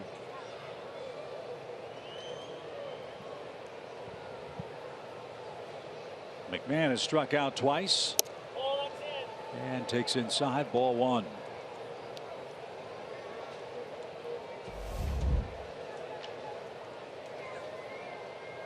Braves are hoping to keep this a 1-run game entering the last of the 9th inning.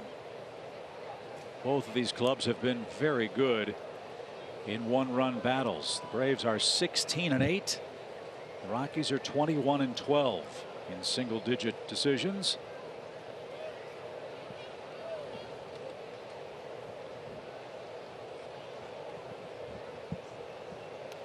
Brad comes set, now is 1-0. He is off the plate. It's 2-0. Brewers lead the Cardinals 2-0 in the 5th inning in St. Louis. St. Louis will head to Colorado on an upcoming road trip.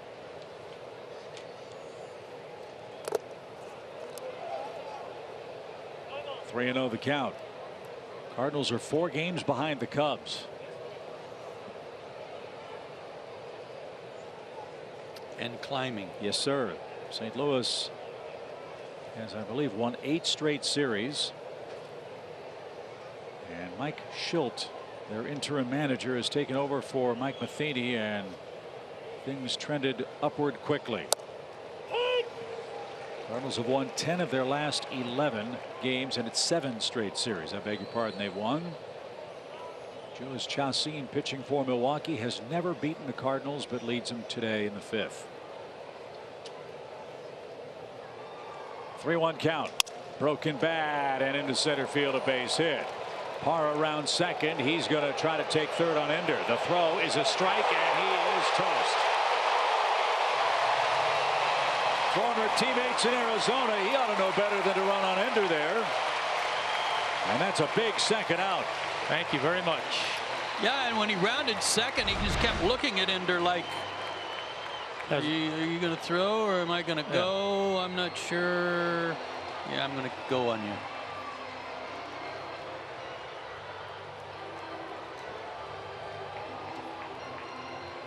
Got him.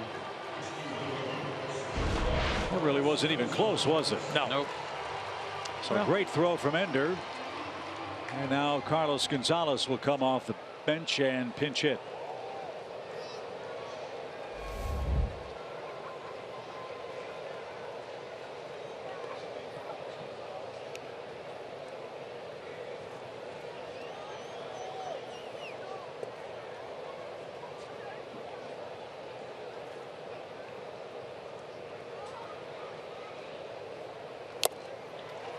Yeah, the home run cut came up empty.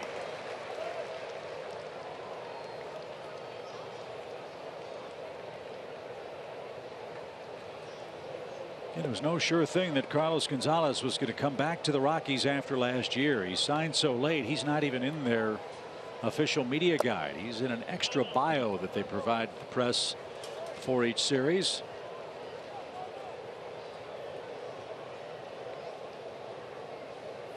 He's in his 9th year with the Rockies, acquired from Oakland for Matt Holliday, who's apparently stinging the baseball in AAA and might be nearing a September return. For the stretch drive for Colorado. 1-1 pitch. Didn't get it. It's 1-2. Gonzalez, a batting champion, won the Gold Glove 3 times. He's been an All-Star 3 times. 32 years old now. And a free agent at season's end. 1 ball, 2 strikes. So what is that? 3 batting champions they've got on their team, and were in the lineup last night. Pretty good, huh? Yeah. Gonzalez, LeMahieu, and Blackman.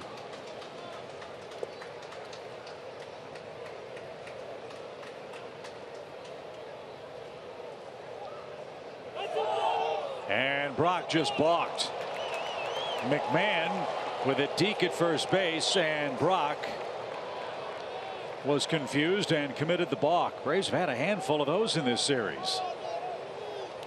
He didn't step off fast enough. Kind of twitched. Yeah. Front knee. We had a walk-off balk last night. Mariners beat the Dodgers with that. That's the 3rd balk by the Braves in this series. You can go 3 months without seeing one. Yeah. Yeah, I think that was just, he was made up his mind. He was getting ready to go make his pitch, and somebody yelled step off and got caught. So that could be a huge play in what's now a 1-run game. Carlos Gonzalez facing a 2-2 count. All about the Rockies down to their last strike and last out in this series. So tough situation here, and it's a base hit to left. Here comes McMahon around third. He's going to score, and Carlos Gonzalez off the bench gives the Rockies an insurance run. The balk proves extremely costly. And 3 straight hits again for Colorado in the 9th inning. These, however, singles that played a 4th run. Another good pitch. Sinker down and away. Took it that way. Yeah, that's, I mean, talk about it all the time. Not every hit is a bad pitch, and not every out is a good one. Sometimes you got to tip your hat, and that was a good at bat by Cargo. So it's 4-2 Rockies in front. Ian Desmond is the pinch hitter. 67 RBIs, 8 of them in this series. Strike one.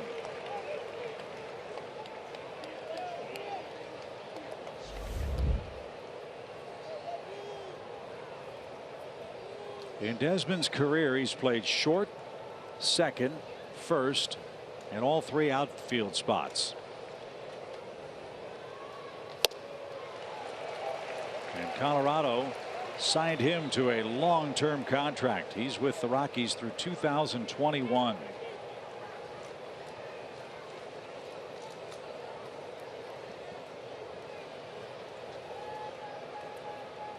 Last year, 40 RBIs in 95 games, so much more productive hitter. He's had plenty of power. He's hit 20 or more homers in 4 big league seasons. 91 RBIs is his career high. He's got a shot to fly by that. The pitch. He is off the plate. Ball 2, strike 2.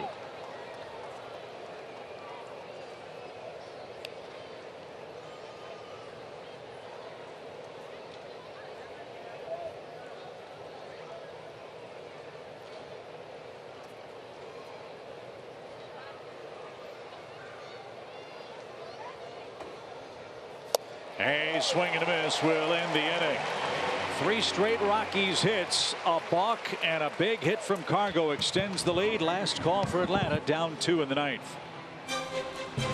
Atlanta Braves baseball is sponsored by Sherwin-Williams, your local Toyota dealers. Let's go places. And by SunTrust. Confidence starts here.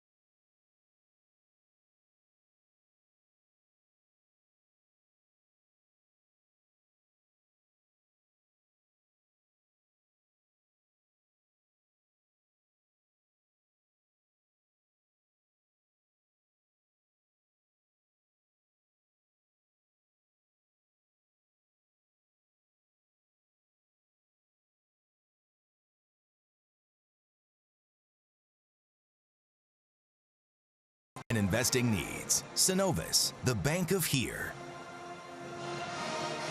New battery for Colorado. Chris Iannetta will check in behind the plate. And Wade Davis is on, looking for his 35th save of the season. He'll have Camargo, Inciarte, Culberson, and hopefully more coming up for the Braves. Wade Davis will be looking for his 35th save of the year. His ERA, you can't really look at that. It's higher than any time in his career, but he's still very effective and has earned a couple of saves already in this series. Johan Camargo has both Braves RBIs, singles in the 1st and the 6th.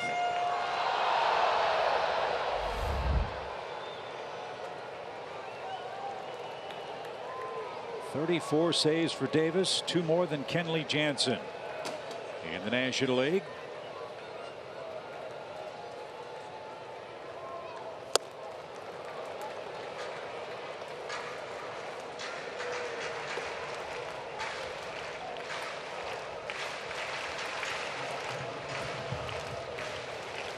One ball, one strike.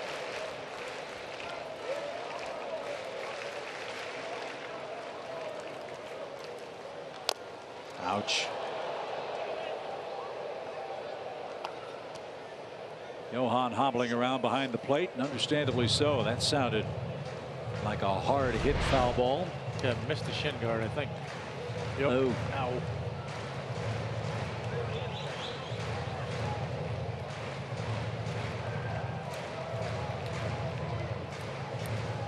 Boy, that right on the shin bone.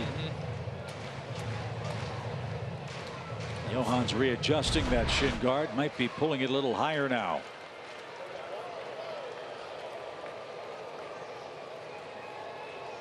Pretty good guess that Davis saw that, and he's going to think about going in there again. 1 ball, 2 strikes.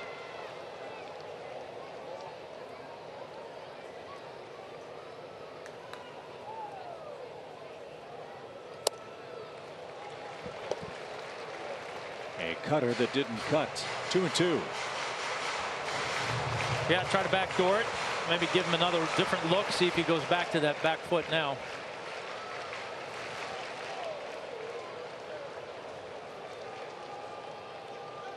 Going away again.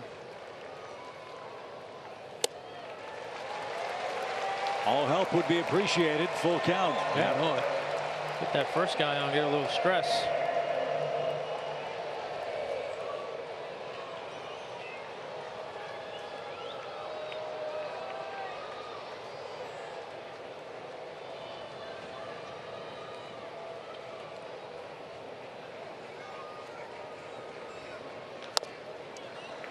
Scatter the Braves. Hey, EY with a nice play. Davis had an easy bottom of the 10th last night. 1, 2, 3. That's right. EY still got the good hands.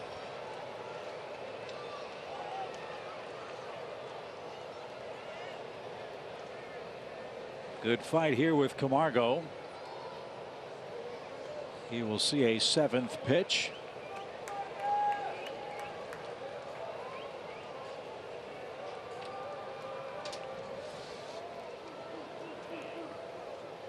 And it sinks out of sight, and Davis strikes him out. 1 away in the 9th.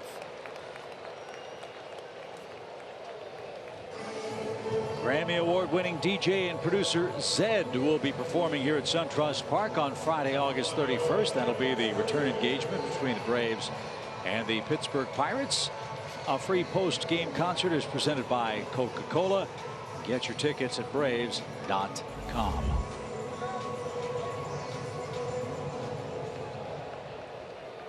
Braves have 2 outs left to play with here. Ender is 0 for 3. And that's outside.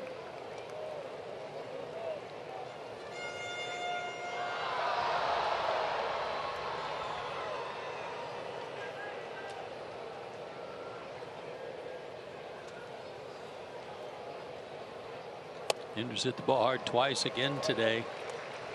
Nothing to show for it. A deep fly to center and a line shot to Story at shortstop.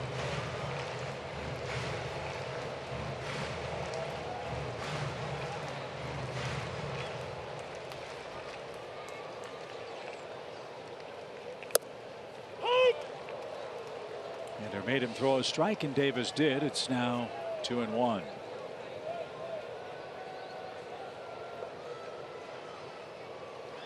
Arizona's underway in San Diego. Colorado's trying to catch them out west. Dodgers play Seattle again. As Joe mentioned, the Dodgers lost on a walk-off balk from Dylan Floro up at Safeco Field. And the Rockies are back home with the Padres and Cardinals.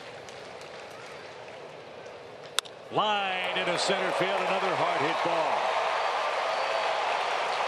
So Ender reaches, and Charlie Culberson, who has the flair for the dramatic late, will step in with a chance to tie the game. Fastball up and out over the plate. Good swing by Ender. Does have something to show for that one. Yeah, that was the I don't want to walk you. Here you go. Got a pitch to hit. Smoked it.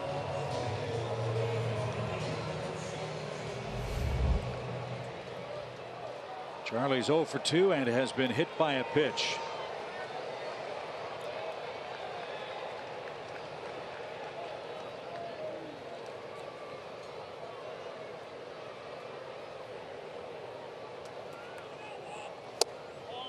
That was awfully close. Charlie faced him last night. First batter that Davis retired. Got him on a ground ball to third.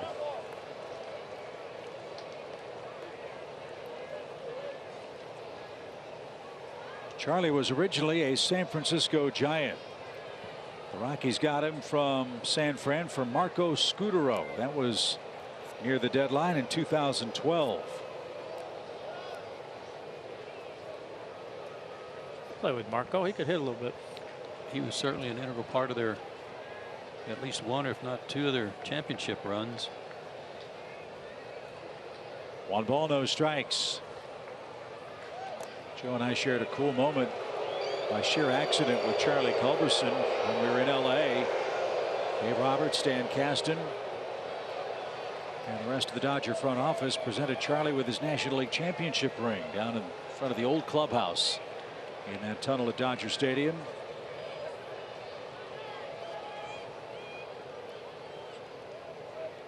One-0 pitch is lifted softly toward right. Long run. That ball is in foul ground, and McMahon couldn't catch it.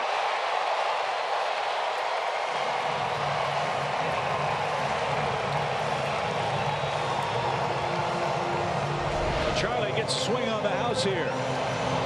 He took care of the hard part and then missed the easy part. Yeah, he got turned around, squared around to see it too. Yeah, went a long way for that ball, twisted and turned, and finally got himself into good position and then just missed it. E3 charged. Will that prove to be a big play? Again, any and all help will be accepted. 1 ball, 1 strike. That has the crowd roaring now. 33,000 plus. And into the seats.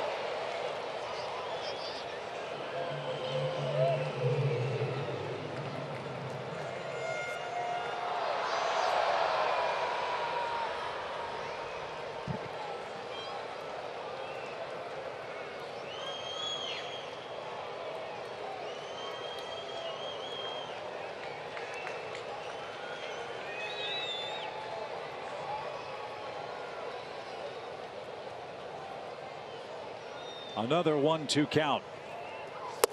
And Charlie didn't get it. So the Braves are down to their final out, and it's Tyler Flowers.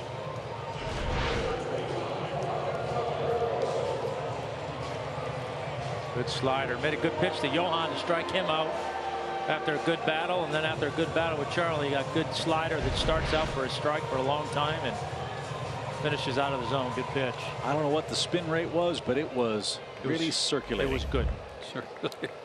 Yeah. So Tyler 0 for 3. He's popped out, lined out, and he's flied out to center. If he can keep it alive, Kurt Suzuki's on deck. Ender will take second with no throw, no steal. And now a new set of signs for Davis with a runner at second base. Tyler's had a couple of hits off of Davis in the past. 2 for 7 with a double.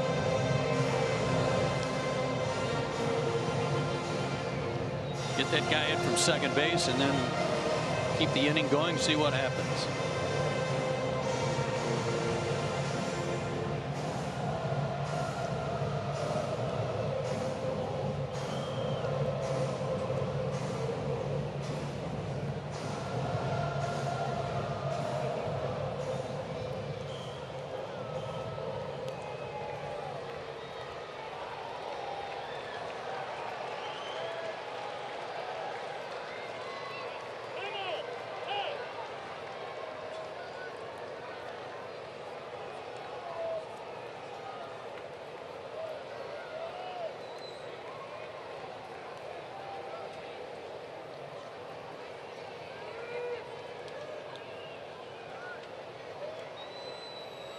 1 ball, no strikes.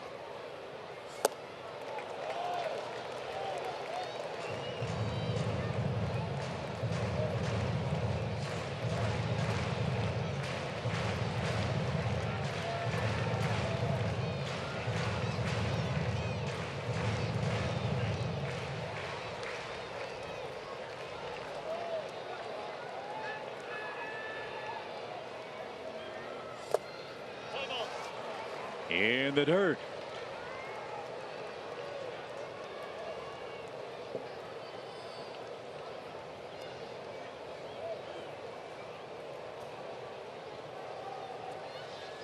The Braves, with their last out available, trying to keep this game alive and avoid a 4-game sweep.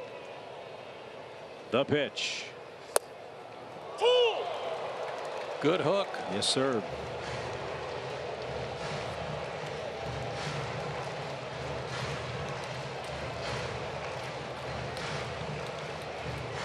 Blake Davis gets out of Colorado, and it's like, okay, I can use my curveball again. Yeah. Just throwing a bunch of them here.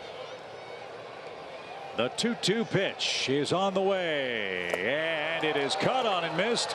There'll be a peg to first, and the Colorado Rockies have made history in Atlanta. They have swept a 4-game series and looked awfully impressive doing it.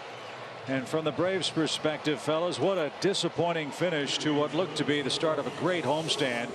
Atlanta started at 6-1. They finish at 6-5, and now head to the road for the Pirates and the Marlins next week. My take on this is that the Colorado Rockies are a lot better team than we gave them credit for being. They are going to be a force to be reckoned with unless for some reason they leave here and go home and stub their toe. I would agree, and I think that obviously the hard part here is 2 of the losses coming in the 9th inning are tough to swallow. But look, you got a road trip. Go on, play well, and take advantage of some teams that are struggling. Marquez beats Sanchez. Davis picks up his league-leading 35th save in 2 hours and 41 minutes. The Braves drew over 300,000 fans on this 11-game homestand. Remarkable attendance by Braves country. We will recap this disappointing finish to the series, the homestand, and preview the road trip on Braves Live, presented by Xfinity. It's coming up next.